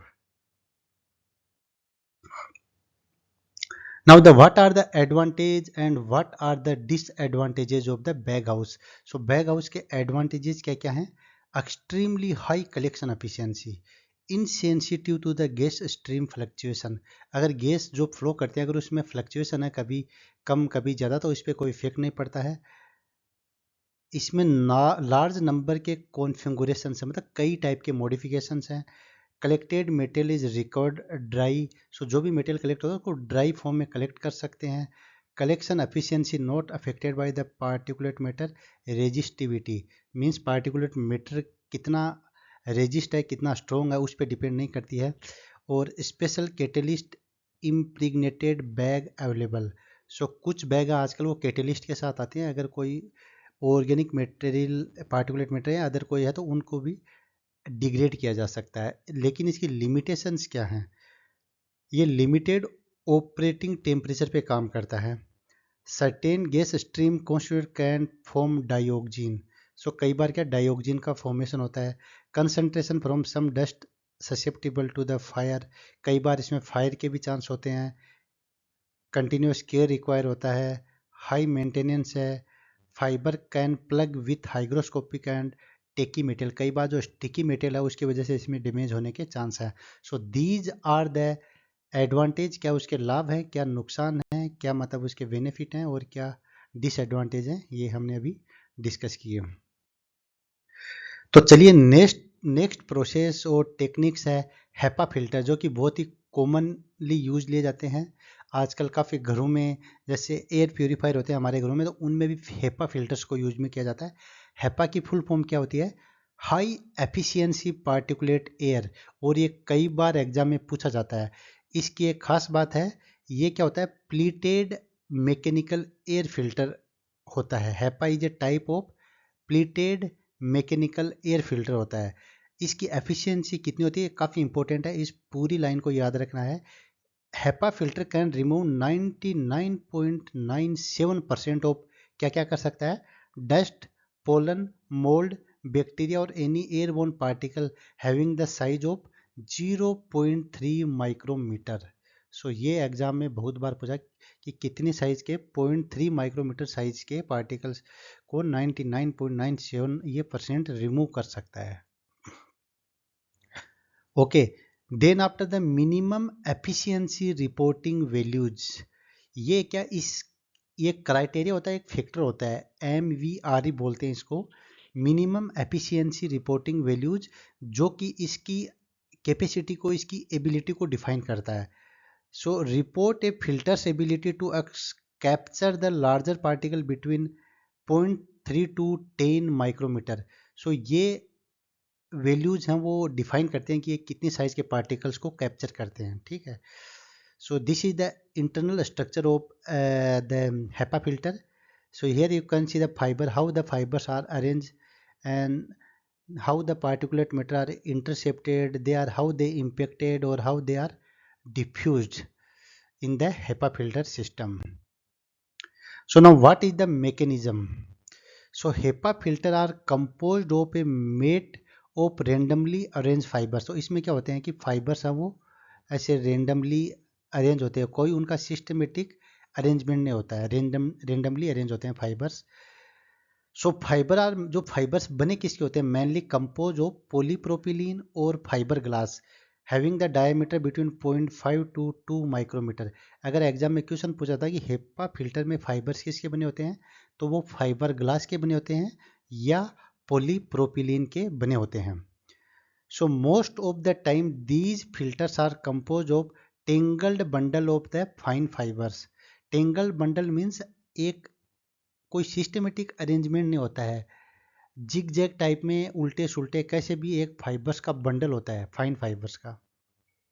Okay, तो इन फाइन फाइबर्स का जो बंडल होता है उसमें पार्टिकुलेट मैटर का मतलब कैसे ट्रैप होते हैं, उनको कैसे रिमूव किया जाता है, तो इसके लिए मेनली कई मैकेनिज्म होती है, जैसे डिफ्यूजन, इंटरसेप्शन, इनर्शियल इम्पेक्शन और इलेक्ट्रोस्टैटिक अट्रैक्शन। इन चार प्रोसेस की वजह से उनको पार्टिकल्स को रिमूव किया जाता है। तो चलिए ये देखते हैं कि चार कैसे, जैसे डिफ्यूजन कैसे होता है। ये फिल्टर फाइबर है, फिल्टर का फाइबर है, तो इसमें पार्टिकुलेट मैटर क्या है, इस हिसाब से मूवमेंट करता है। इंटरसेप्ट में उसकी सरफेस पे इंटरसेप्ट हो जाता है। इनर्शियल कॉम्पेक्स मीन्स वो जिग जग नहीं, डायरेक्ट फोर्सफुली है वो इसके ऊपर इम्पेक्ट करता है। और इलेक्ट्रोस्टैटिक अट्रैक्शन मीन्स चार्ज, अलग अलग चार्ज की वजह से, पॉजिटिव और नेगेटिव चार्ज की वजह से वो एक दूसरे से अट्रैक्ट होते हैं और स्टिक हो जाते हैं। तो यहाँ पे देख सकते हो कि डिफ्यूजन रीजन होता है, डिफ्यूजन रीजन में 0.01 से 0.1, 0.01 से 0.1 माइक्रोमीटर डायमीटर के पार्टिकल्स को मेनली की एफिशिएंसी डिपेंड करती है। देन डिफ्यूजन और इंटरसेप्शन रीजन यहाँ तक काम करता है, और उसके बाद में जो इनर्शियल इम्पेक्शन और इंटरसेप्शन रेजिम है वो मोर देन 1 माइक्रोमीटर जो पार्टिकल साइज होते हैं उनकी रेंज में काम करता है। सो यहाँ पे देख सकते हो कि अगर पार्टिकल्स का डायमीटर बढ़ता जा रहा है तो एक लिमिट के बाद में उनकी एफिशिएंसी घटती है, लेकिन उसके बाद में वापस बढ़ने लगती है। तो ये घटना और बढ़ना वो अलग अलग मैकेनिज्म पे डिपेंड करता है, ठीक है। सो HEPA फिल्टर्स के एडवांटेजेस क्या क्या हैं? ये मेनली जो माइक्रोन सब माइक्रोन साइज मतलब 0.3 माइक्रोमीटर साइज के पार्टिकुलेट मैटर को रिमूव करने के लिए काम में लिया जाता है। ये इनसेंसिटिव होते हैं किसके? फ्लक्चुएशन से। इनका ऑपरेशन बहुत सिंपल होता है, इनको कहीं भी ले जा सकते हैं, ठीक है। लेकिन इसके डिसएडवांटेज क्या होते हैं? The media irreversibly damage by the mechanical stress, high temperature और हाई ह्यूमिडिटी। सो जो फिल्टर्स होते हैं इसमें फाइबर्स होते हैं वो हाई ह्यूमिडिटी, मैकेनिकल कोई ऐसे जैसे कहीं लग गई हो, गिर गया हो, और हाई टेम्परेचर की वजह से परमानेंट डैमेज हो जाता है उनमें। फ्रिक्वेंट फिल्टर चेंजिंग रिक्वायरमेंट होती है, मतलब फिल्टर्स को क्लीन नहीं किया जाता, उनको चेंज ही किया जाता है। So these are the some disadvantages of the HEPA filters. So now we will discuss about the scrubbers. Scrubbers क्या होते हैं? So जब भी स्क्रबर्स की बात करते हैं तो स्क्रबर्स होते हैं कौन से होते हैं? मतलब हम बात कर रहे हैं वेट स्क्रबर की बात कर रहे हैं यहाँ पे, ठीक है। बेसिकली स्क्रबर दो टाइप के होते हैं, एक तो वेट स्क्रबर होता है और एक ड्राई स्क्रबर होता है। तो जब लेकिन अगर कहीं भी किसी एग्जाम में और कहीं भी टॉपिक में अगर स्क्रबर नाम आता है, इसका मतलब हम वेट स्क्रबर की बात कर रहे हैं, ठीक है। तो scrubbers are using liquid to wash unwanted pollutant from the gas stream. So जो अगर कोई हम गैस निकलते हैं किसी इंडस्ट्री, अगर उसमें अनवांटेड पार्टिकल्स हैं, पोल्यूटेंट्स हैं, तो उनको लिक्विड की सहायता से उनको हटाया जाता है, ठीक है। तो scrubbers remove unwanted gases and particulate matters. So scrubber ही एक ऐसी डिवाइस है जिससे पार्टिकल्स को भी रिमूव करते हैं और उसी से गैसेज को भी रिमूव करते हैं। तो अगर एग्जाम में क्वेश्चन पूछा जाए कि कौन सी इंस्ट्रूमेंट को और कौन सी प्रोसेस और कौन से किसी सिस्टम को हम यूज करके पार्टिकुलेट मैटर को भी हटा सकते हैं और गैसेज को भी हटा सकते हैं, रिमूव कर सकते हैं, तो आंसर होगा स्क्रबर। जैसे स्क्रब में वेट स्क्रबर भी आता है, ड्राई स्क्रबर भी आता है, वेंचुरी स्क्रबर भी आता है। तो मेनली जो वेंचुरी स्क्रबर होता है वो इसी हिसाब से डिजाइन किया जाता है, वेंचुरी, जिससे कि क्या होता है पार्टिकुलेट मैटर्स और गैसेज हैं वो दोनों को रिमूव कर सकते हैं। तो scrubber system such as chemical scrubber and gas scrubber are diverse group of air pollutant control device. So आप फिगर में यहाँ देख सकते हो कि this is the liquid that is spread on the flue gases, that gas that enter into the system. So इस gas की वजह से जो भी पोल्यूटेंट्स होते हैं उनको रिमूव कर लिया जाता है और क्लीन एयर है वो बाहर निकल जाती है। और ड्राई स्क्रबर में क्या, यहाँ पे एक मीडिया होता है जिसके थ्रू है वो पोल्यूटेड गैस को फ्लो किया जाता है। सो जो भी मेटर होता है, मेटेरियल होता है वो यहाँ पे रिमूव कर लिया जाता है। सो ये बेसिकली डिफरेंस होता है किसमें, वेट स्क्रबर में और ड्राई स्क्रबर में। Now the what is the working principle और working mechanism. So the scrubber is a cleaning installation. Main purpose क्या होता है, neutralise harmful component in the industrial air और वेस्ट गैस स्ट्रीम, ठीक है। Removal of gas particles causing many problems from the gas stream during the process necessary before disposing of the gas is into open air. So जो भी तो gas होती है contaminated gas, उससे particles को remove करना एक प्रॉब्लम है, तो that's why we are using this system. So इसमें क्या है कि हम मेनली वॉशिंग लिक्विड को यूज में लेते हैं स्क्रबर में, वेट स्क्रबर में। तो वॉशिंग लिक्विड मेनली अपन क्या लेते हैं, वाटर को यूज में लेते हैं, जो कि पोल्यूटेंट्स को और पार्टिकुलेट मैटर को रिमूव करता है फ्लू गैसेज से। So there is a transfer of component from the gas phase to the liquid phase and this is known as absorption. So suppose gas में कुछ मटेरियल है जो कि वाटर के साथ रिएक्शन करके वाटर में एब्जॉर्ब हो जाता है, तो इस प्रोसेस को क्या कहते हैं, एब्जॉर्प्शन।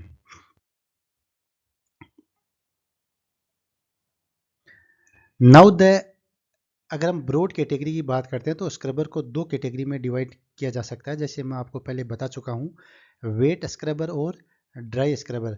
सो जो वेट स्क्रबर होते हैं वो मोर एफिशिएंट और मोर कॉमन है। अगर एग्जाम में पूछा जाए कौन से कॉमन होते हैं, तो वेट स्क्रबर मोर कॉमन और मोर एफिशिएंट होते हैं ड्राई स्क्रबर के कंपैरिजन में। So wet scrubber force to pollute flume to pass through a wet limestone slurry, water and caustic solution to trap the sulfur particles. So mainly क्या होता है कि sulphur dioxide को remove करते हैं scrubber से। सो इसके लिए हम क्या करते हैं, जो स्प्रे मटेरियल यहाँ पे काम में लेते हैं वो क्या ले सकते हैं, उसको हम लाइम स्टोन जो स्लरी होती है उसको काम में ले सकते हैं, वाटर को लेते हैं, या कास्टिक सोडा का जो NaOH का सॉल्यूशन है उसको काम में लेते हैं सल्फर डाइऑक्साइड को रिमूव करने के लिए। So these can be used to control the particulate matter less than 10 micrometer as well as organic gases such as SO2, H2S, ammonia and various chloride and fluorides. So इसके लिए mainly हम जो 10 micrometer से कम size के particulate matters हैं उनको remove करने के लिए, और gases like sulphur dioxide, hydrogen sulphide, ammonia, कई क्लोराइड्स और जो फ्लोराइड्स हैं उनको रिमूव कर सकते हैं वेट स्क्रबर से।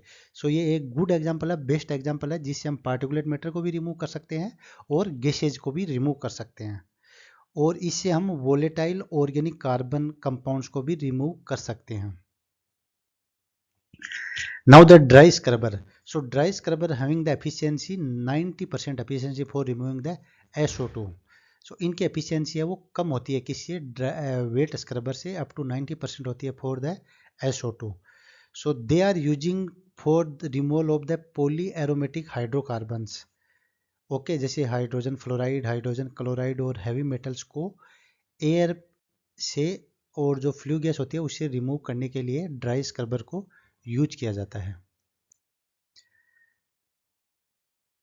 सो वेट और ड्राई स्क्रबर में क्या होता है कि लिक्विड और गैस अगर का कंपोजिशन होता है, अगर हम लिक्विड को यूज करके गैस से रिमूव करते हैं तो वो वेट स्क्रबर होते हैं, अगर हम सॉलिड को यूज करके गैस गैस से रिमूव करते हैं तो उसको ड्राई स्क्रबर कहते हैं। अगर इनमें देखते हैं कि अलग अलग क्या क्या टाइप के होते हैं, तो वेट स्क्रबर हैं वो कई टाइप के होते हैं। ड्राई स्क्रबर में कोई टाइप नहीं होता है, लेकिन वेट स्क्रबर्स हैं वो 5-6 टाइप के होते हैं। जैसे पैक्ड बेड स्क्रबर, आप इनका नाम कई बार आपके जब आप एयर पोल्यूशन मैनेजमेंट में पढ़ोगे तो इसके नाम कई बार आते हैं, जैसे पैक्ड बेड स्क्रबर। तो इनका क्या होता है, इन बस स्ट्रक्चर चेंज होते हैं अलग अलग टाइप के। Venturi scrubber, spray tower, cyclone spray chamber, orifice scrubber, orifice scrubber. So ये कई टाइप के वेट स्क्रबर के टाइप होते हैं। अगर एग्जाम में कोई क्वेश्चन पूछा जाए कि कौन से वेट स्क्रबर का टाइप नहीं है, तो आपको ये याद रखना ये सब होते हैं, जो नहीं है उसको आप यहाँ पे टिक कर सकते हो।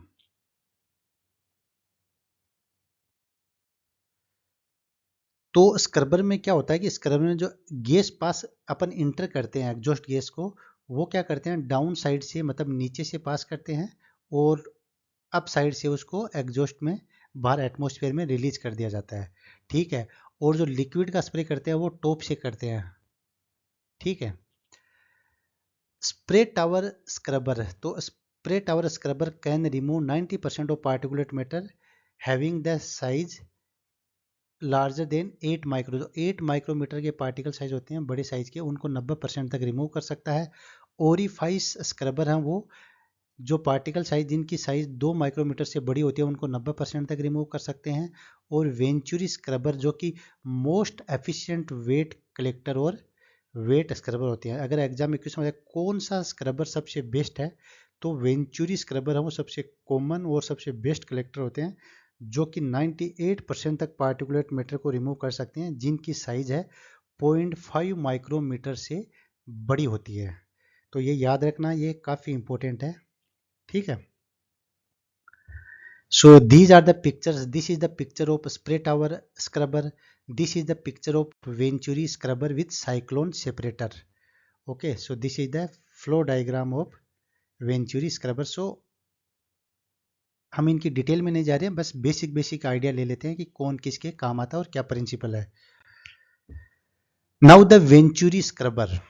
ओके, सो वेंचुरी स्क्रब क्या है, मोस्ट कॉमन और मोस्ट एफिशिएंट टाइप स्क्रबर है, जो कि एक वेट स्क्रबर का टाइप है जिसको हम यूज लेते हैं पार्टिकुलेट मैटर रिमूवल के लिए और गैसेज को रिमूव करने के लिए, और ये इसकी आउटर स्ट्रक्चर है, यहाँ पे देख सकते हो। ठीक है, so the venturi scrubber is design to effectively use the energy from high velocity inlet gas stream to atomize the liquid being use scrub the gas stream. Okay, इसमें क्या करते हैं कि जो हाई वेलोसिटी की है वो इसमें है एयर पास करते हैं, जिससे हम लिक्विड की सहायता से पार्टिकुलेट मैटर और गैसेज को रिमूव कर लेते हैं। ठीक है, venturis can be use to collect both particulate and gaseous pollutant. तो ये इंपॉर्टेंट है, इसको याद रखना है। Venturi scrubbers use an hourglass shape chamber. So इसकी जो शेप है वो देख सकते हो कि आप आवर ग्लास शेप में होती है। ठीक है, इसी शेप की होती है, जिसके थ्रू मतलब एक हाई प्रेशर पे है जो एग्जॉस्ट गैस को क्या करते हैं, इसको पास करते हैं।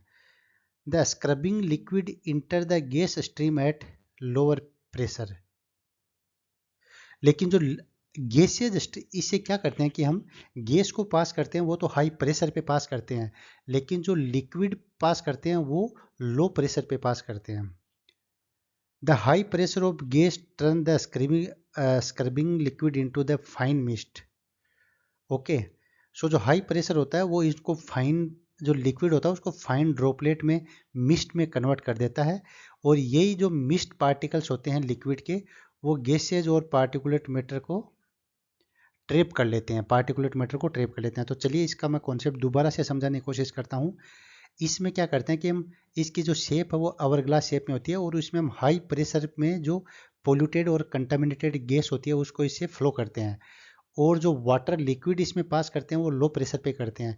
तो जब हाई प्रेशर पे गैस को फ्लो करते हैं तो ये जो लिक्विड को है वो ड्रॉपलेट में कन्वर्ट कर देता है, और ये जो ड्रॉपलेट होती हैं वो उसी गैस स्ट्रीम से क्या करती हैं, पार्टिकुलेट्स को भी उठा लेती हैं और गैसेज को भी रिमूव कर लेती हैं। But there is a disadvantage, this type of scrubber require lot of power to maintain the high pressure drop. A variation of venturi scrubber is the jet model. Jet model इसमें तो high pressure से air को पास किया जाता है। ठीक है, तो this type deliver the scrubbing liquid at high pressure to the narrowest part of the scrubber. तो जो जेट मॉडल होता है उसके अंदर हम लिक्विड को भी हाई प्रेशर पे पास करते हैं।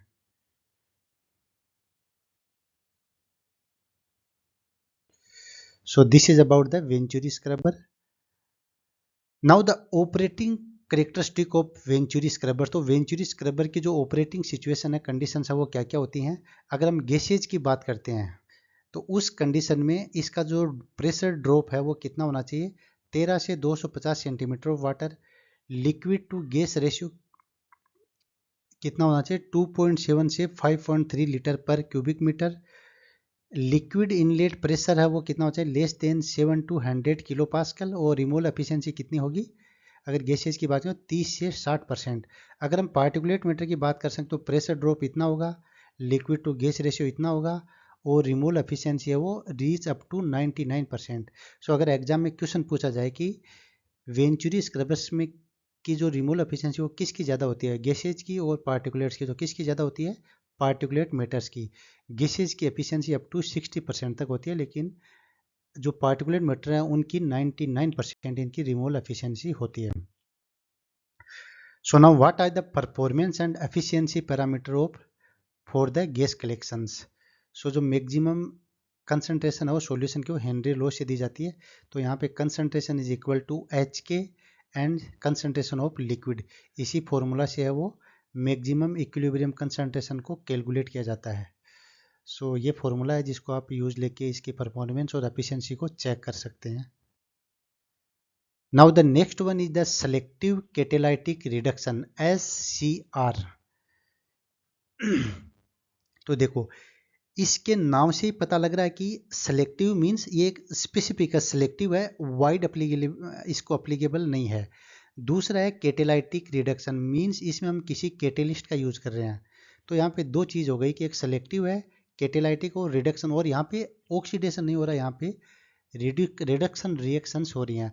तो सेलेक्टिव कैटेलाइटिक रिडक्शन, सो ये एक प्रोसेस है और एक सिस्टम है जिसमें मेनली किसके लिए यूज में लिया जाता है, इसको मेनली डीजल इंजन्स में नोक्स को रिमूवल के लिए इसको काम में लिया जाता है। ये नोक्स को किस में कन्वर्ट कर देता है, नाइट्रोजन और वाटर में इसको कन्वर्ट कर देता है, किसकी हेल्प से, कैटेलिस्ट की हेल्प से। सो यहाँ पे देख सकते हो कि इस सिस्टम के अंदर अगर अमोनिया, NO, ऑक्सीजन जाती हैं तो अंदर क्या क्या नाइट्रोजन और ऑक्सीजन ही बाहर निकलती हैं। तो यहाँ पे ये रिएक्शंस हैं जो इसके अंदर हैपन्स होती हैं और जिसकी वजह से वो नोक्स वो नाइट्रोजन में कन्वर्ट हो जाता है। तो इसके अंदर जो रिडक्टेंट होते हैं वो क्या होते हैं? Anhydrous ammonia, aqueous ammonia, urea solution को रिडक्टेंट के तौर पे काम मिले। ये इंपॉर्टेंट है, एग्जाम में पूछा जा सकता है कि सेलेक्टिव कैटालिटिक रिडक्शन में SCR में रिडक्टेंट केमिकल कौन सा है, कि कहाँ पे यूज लेते हैं? डीजल इंजन में लेते हैं। इनकी जो रिडक्शन एफिशिएंसी कितनी है? 70 से 90% तक वेरिएबल है, ठीक है।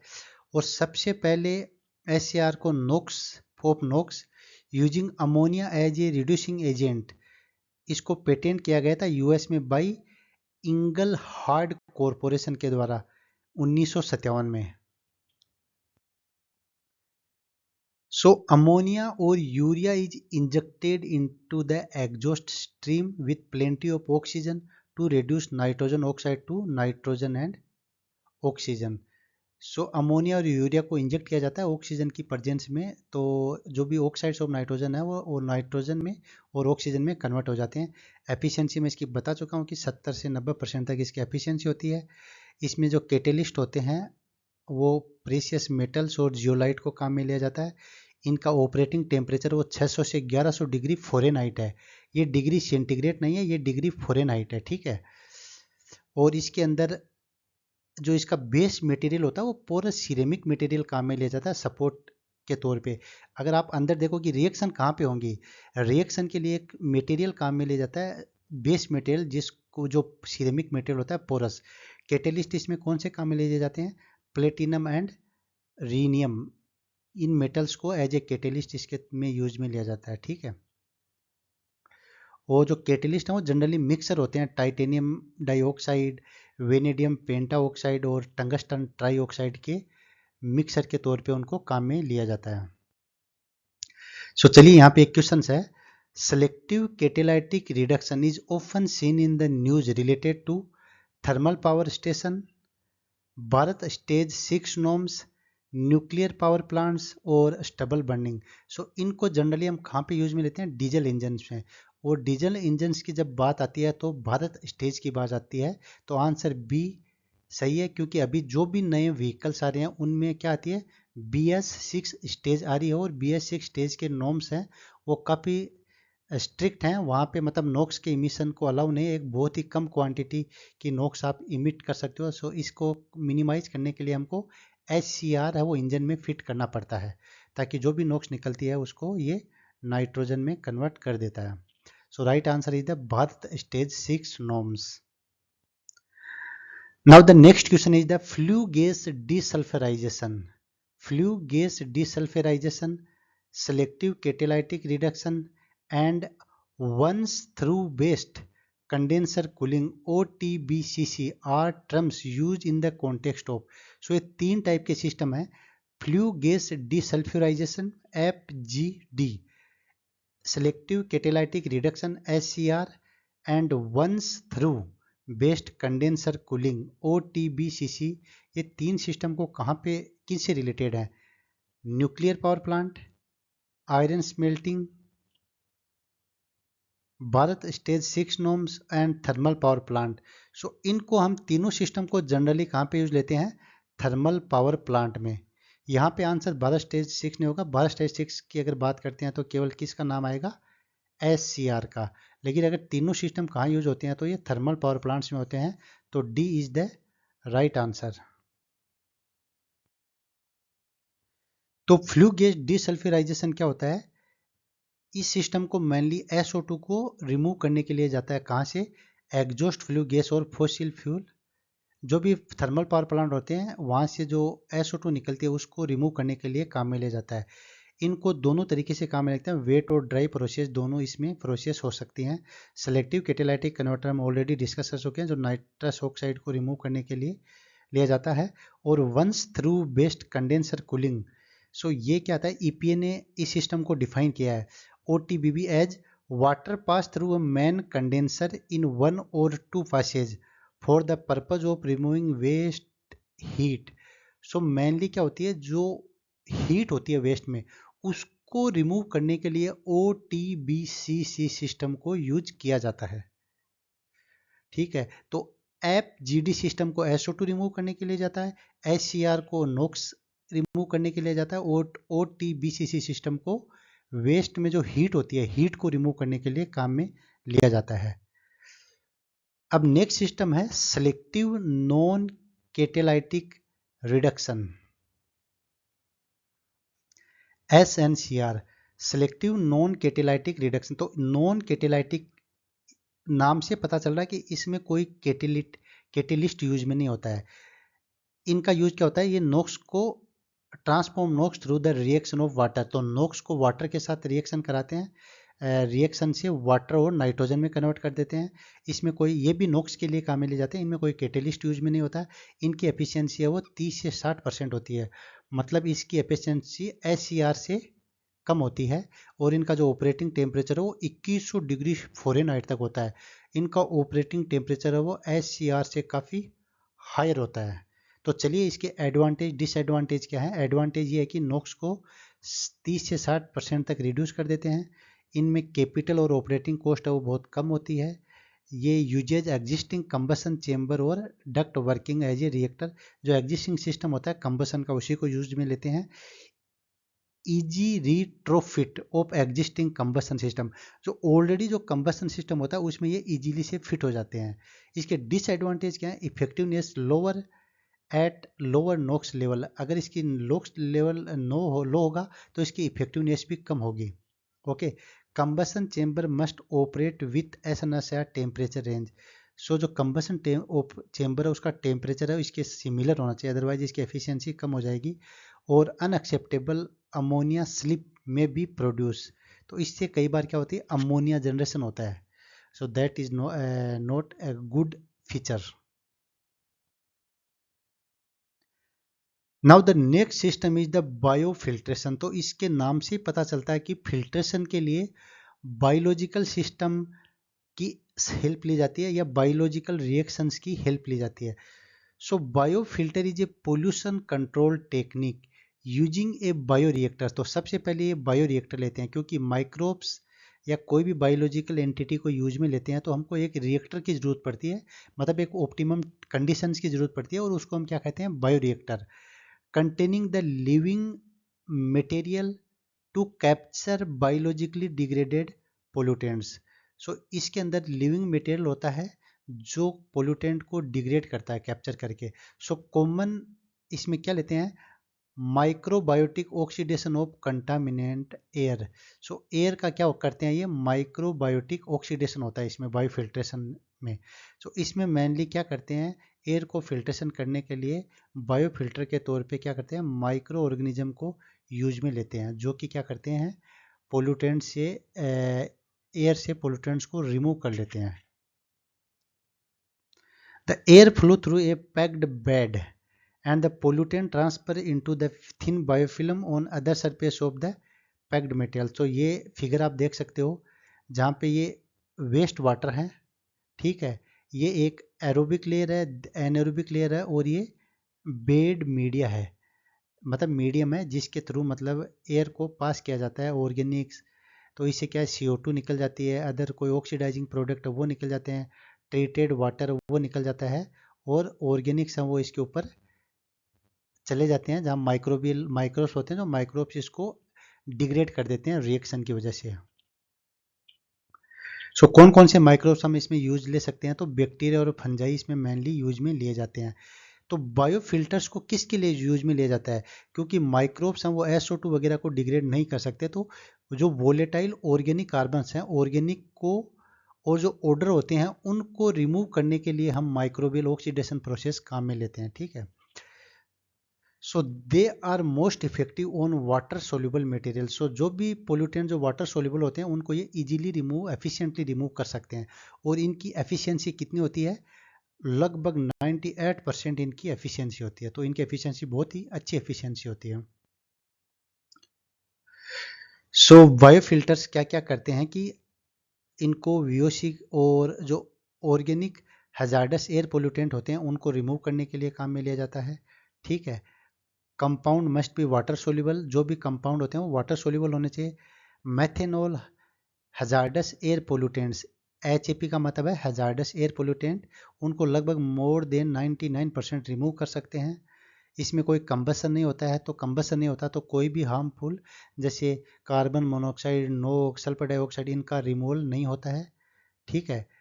Volumetric flow of gases at room temperature so less than combustion. So this is the picture of the bioreactor reactions in the industries. So now the next technology is the flue gas desulfurization, FGD. Flue gas desulfurization. सो इसमें क्या होता है, इस technique को हम किस लिए use में लेते हैं, इसमें SO2 को रिमूव करने के लिए यूज में लेते हैं। जो मेनली जो थर्मल पावर प्लांट्स होते हैं उनसे कोल बर्निंग की वजह से, जहाँ भी कोल का यूज होता है तो कोल बर्निंग से सल्फर डाइऑक्साइड सबसे ज़्यादा अमाउंट में निकलता है, तो उसको रिमूव करने के लिए flue gas desulphurisation. Flue gas means जो गैस निकलती है किसी इंडस्ट्री से उसको फ्लू गैस बोलते हैं, तो उससे सल्फर को रिमूव करने के लिए सिस्टम को यूज में लिया जाता है। सो ये लगभग 90% है वो सल्फर डाइऑक्साइड को रिमूव कर सकते हैं। सो SO2 क्या होती है, एक एसिडी गैस होती है जिसको मेनली हम किसी स्लरी के थ्रू, जैसे यहाँ से अगर SO2 गैस को हम पास करते हैं तो यहाँ से हम स्प्रे करते हैं किसी स्लरी या किसी मटेरियल का, जैसे हम कैल्शियम का लाइम स्टोन की जो स्लरी है या कैल्शियम सल्फाइड कोई अदर कैल्शियम कार्बोनेट है, उसको स्प्रे यहाँ पे करते हैं और स्प्रे करने से वो SO2 के साथ रिएक्शन करके क्या बनाता है, कैल्शियम सल्फाइड बना लेता है और इस प्रकार हम उसको रिमूव कर लेते हैं। सो फ्लू गैस डिसल्फराइजेशन सिस्टम है वो बेसिकली दो टाइप का होता है, एक तो वेट स्क्रबिंग टाइप का और दूसरा होता है ड्राई स्क्रबिंग टाइप का। ठीक है। इन वेट स्क्रबिंग टाइप के सिस्टम में क्या होता है, फ्लू गैस को क्या कहता है, किसके कांटेक्ट में आता है, एब्जॉर्बेंट, मतलब वेट नाम से ही पता चलता है कि इसमें हम किसी लिक्विड का काम में लेते हैं SO2 को रिमूव करने के लिए। ठीक है। जैसे मेनली हम क्या होते हैं, लाइम स्टोन कैल्शियम कार्बोनेट की स्लरी को लाइम स्लरी को काम में ले जाते हैं SO2 को रिमूव करने के लिए। और ड्राई FGD सिस्टम, इसके अंदर हम क्या करते हैं कि जो absorbent is a dry pulverised lime और लाइम स्टोन। सो इसके अंदर हम जो लाइम स्टोन होता है ड्राई फॉर्म या पाउडर फॉर्म में काम में लेते हैं SO2 को रिमूव करने के लिए। Now the next one is the NOx को कंट्रोल करने के लिए क्या क्या मेजर्स हैं। तो नोक्स को कंट्रोल करने के लिए लो नोक्स बर्नर्स यूज में लिए जा सकते हैं, सेलेक्टिव कैटालाइटिक रिडक्शन सिस्टम काम में लेते हैं, selective non catalytic reduction system काम में लेते हैं, नोक्स स्क्रबर भी काम में ले सकते हैं, एग्जॉस्ट गैस रिसर्कुलेशन, मतलब अगर एग्जॉस्ट गैस में नोक्स की मात्रा ज़्यादा है तो उसको रिसर्कुलेट करते हैं दोबारा से डिकम्पोज करने के लिए, और कैटालाइटिक कन्वर्टर को यूज में ले सकते हैं। So these are the different things that we can use to control the NOx. अब हम VOC वोलेटाइल ऑर्गेनिक कार्बन को रिमूव करने के लिए क्या क्या काम में लेते हैं। तो एब्जॉर्प्शन सिस्टम, जैसे एक्टिवेटेड कार्बन काम में ले सकते हैं, फ्लूइडाइज्ड बेड कंसंट्रेटर हैं उनको काम में ले सकते हैं, फ्लेयर्स को काम में लेते हैं, जो थर्मल ऑक्सीडाइजर होते हैं उनको काम में लेते हैं, कैटालाइटिक कन्वर्टर को काम में ले सकते हैं, बायोफिल्टर्स को काम में ले सकते हैं, एब्जॉर्प्शन प्रोसेस जो कि स्क्रबिंग बेस्ड होती है उसको काम में ले सकते हैं, क्रायोजेनिक कंडेंसेशन, मतलब लो टेम्परेचर करके भी उनको कंडेंस कर सकते हैं, और वेपर रिकवरी सिस्टम की सहायता से भी हम VOCs को रिमूव और मिनिमाइज कर सकते हैं। तो एसिड गैस और SO2 को रिमूव करने के लिए क्या करते हैं, वेट स्क्रबर काम में लेते हैं, ड्राई स्क्रबर काम में लेते हैं, और फ्लू गैस डिसल्फराइजेशन सिस्टम को काम में लेते हैं। नाउ द कंबसन प्रोसेस को भी है वो गैसेज को रिमूव करने के लिए जाता है। जैसे कई बार क्या होती है, गैसेज होते हैं तो उनको फिर से हम जला देते हैं टेम्परेचर पे, तो वो गैसेज जल जाती हैं। तो ये मेथड मेनली क्या होते हैं, जो ऑर्गेनिक पोल्यूटेंट्स होते हैं ना उनके लिए कंबसन प्रोसेस को, जो ऑर्गेनिक पोल्यूटेंट्स हैं वो दोबारा से उनको बर्न करके CO2 वगैरह में कन्वर्ट कर दिया जाता है। एब्जॉर्प्शन और एडजॉर्प्शन, ये दो प्रोसेस होती हैं। तो इनमें क्या डिफरेंस होता है? तो यहाँ पे आप देख सकते हो कि जो एडजॉर्प्शन होता है, एड दिस प्रोसेस की हम बात करता हूँ, एडजॉर्प्शन प्रोसेस है वो क्या होती है, एक सरफेस फिनोमिना होती है, ठीक है। और जो एब्जॉर्प्शन होती है वो क्या होती है, एक मिक्स्ड प्रोसेस होती है, ठीक है। थ्रो आउट सिस्टम होती है, ये सरफेस पे नहीं होती है, पूरे मीडिया में होती है, ठीक है। तो यहाँ पिक्चर में देख सकते हो कि जो पार्टिकुलेट मैटर हैं, अगर वो सरफेस के ऊपर ही चिपक जाते हैं और रह जाते हैं तो इस प्रोसेस को हम कह सकते हैं एडजॉर्प्शन। अगर ये मीडिया के साथ मिक्स हो जाते हैं और मीडिया में मिक्स होकर इनको रिमूव करते हैं तो उसको हम एब्जॉर्प्शन कहते हैं, ठीक है। So absorption technique, the polluted air containing gas pollutant pass through the scrubber solution. इसमें क्या, एक सॉल्यूशन के थ्रू उनको पास किया जाता है और सॉल्यूशन में क्या, वो जो मीडिया है, वो जो पोल्यूटेंट है वो मिक्स हो जाते हैं और जो क्लीन एयर है वो बाहर उसको रिलीज कर दिया जाता है। लेकिन एडजॉर्प्शन में क्या होता है, जैसे एडजॉर्बेंट क्या होते हैं, जैसे एल्यूमिना होता है, सिलिका जेल होता है, एक्टिवेटेड कार्बन। यहाँ पे आप देख सकते हो कि ये एडजॉर्बेंट के एग्जांपल हैं जो एग्जाम में कई बार पूछे जाते हैं, graphite, activated carbon, zeolite, silica, alumina. तो इनकी सरफेस पे पार्टिकुलेट मैटर डिपॉजिट हो जाते हैं और क्लीन एयर को रिमूव कर लिया जाता है।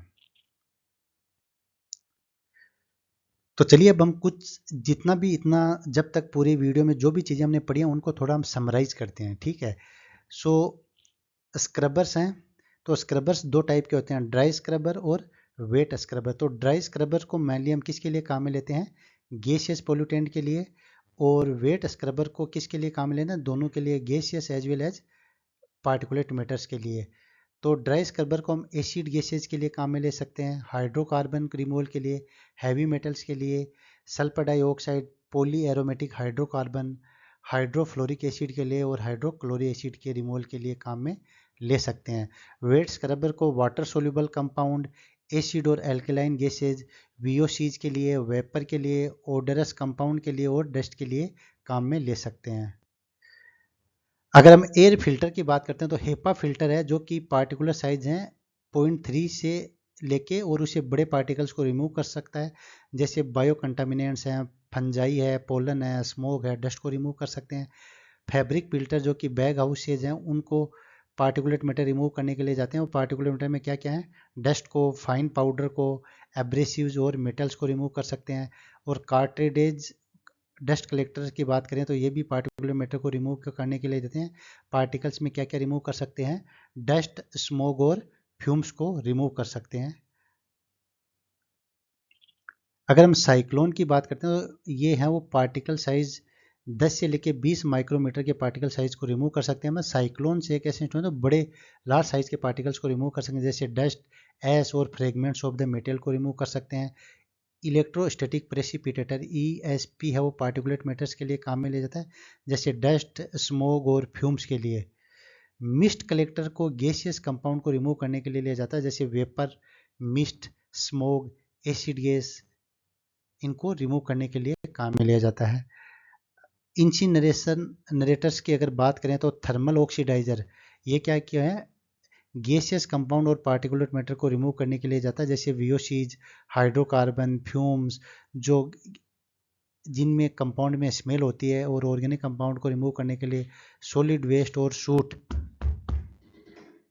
सॉलिड वेस्ट को रिमूव करने के लिए काम में लिया जाता है, किसको, थर्मल ऑक्सीडाइजर को। कैटेलाइटिक ऑक्सीडाइजर को भी गैसियस और पार्टिकुलेट मैटर दोनों के लिए काम में लिया जा सकता है, जैसे वीओसीज, हाइड्रोकार्बन और सूट के लिए। द कैटेलाइटिक रिएक्टर को गैसियस कंपाउंड के लिए लिया जाता है, जैसे नोक्स और अदर वीओसीज के लिए। और बायोफिल्टर्स को किसके लिए लिया जाता है, गैसियस कंपाउंड के लिए। ये सब याद रखना है कि कौन सा किसके काम आता है। तो water soluble compound, वीओसीज, organic, hazards air pollutant और ओडोरस कंपाउंड है, उनको रिमूव करने के लिए बायोफिल्टर्स का यूज किया जा सकता है। Now the efficiency of different instruments की क्या क्या एफिशिएंसी है। अगर हम स्क्रबर्स की बात करते हैं तो जो ड्राई स्क्रबर होते हैं उनकी 99% एफिशिएंसी होती है, किसमें, गैस के केस में। और अगर मरकरी का हटाने की बात हो तो 50% होती है, और सल्फर डाइऑक्साइड के केस में 95% एफिशिएंसी होती है। अगर हम वेट स्क्रबर की बात करते हैं तो वेट स्क्रबर है वो गैस को तो कितना रिमूव कर सकते हैं 70 से 99% तक, और पार्टिकुलेट मैटर को 99% तक रिमूव कर सकते हैं। अगर हम एयर फिल्टर की बात करते हैं तो एयर फिल्टर्स में फर्स्ट है हेपा फिल्टर जिसकी एफिशिएंसी 99.97 होती है। फैब्रिक फिल्टर और बैग हाउस की भी 99.99 होती है।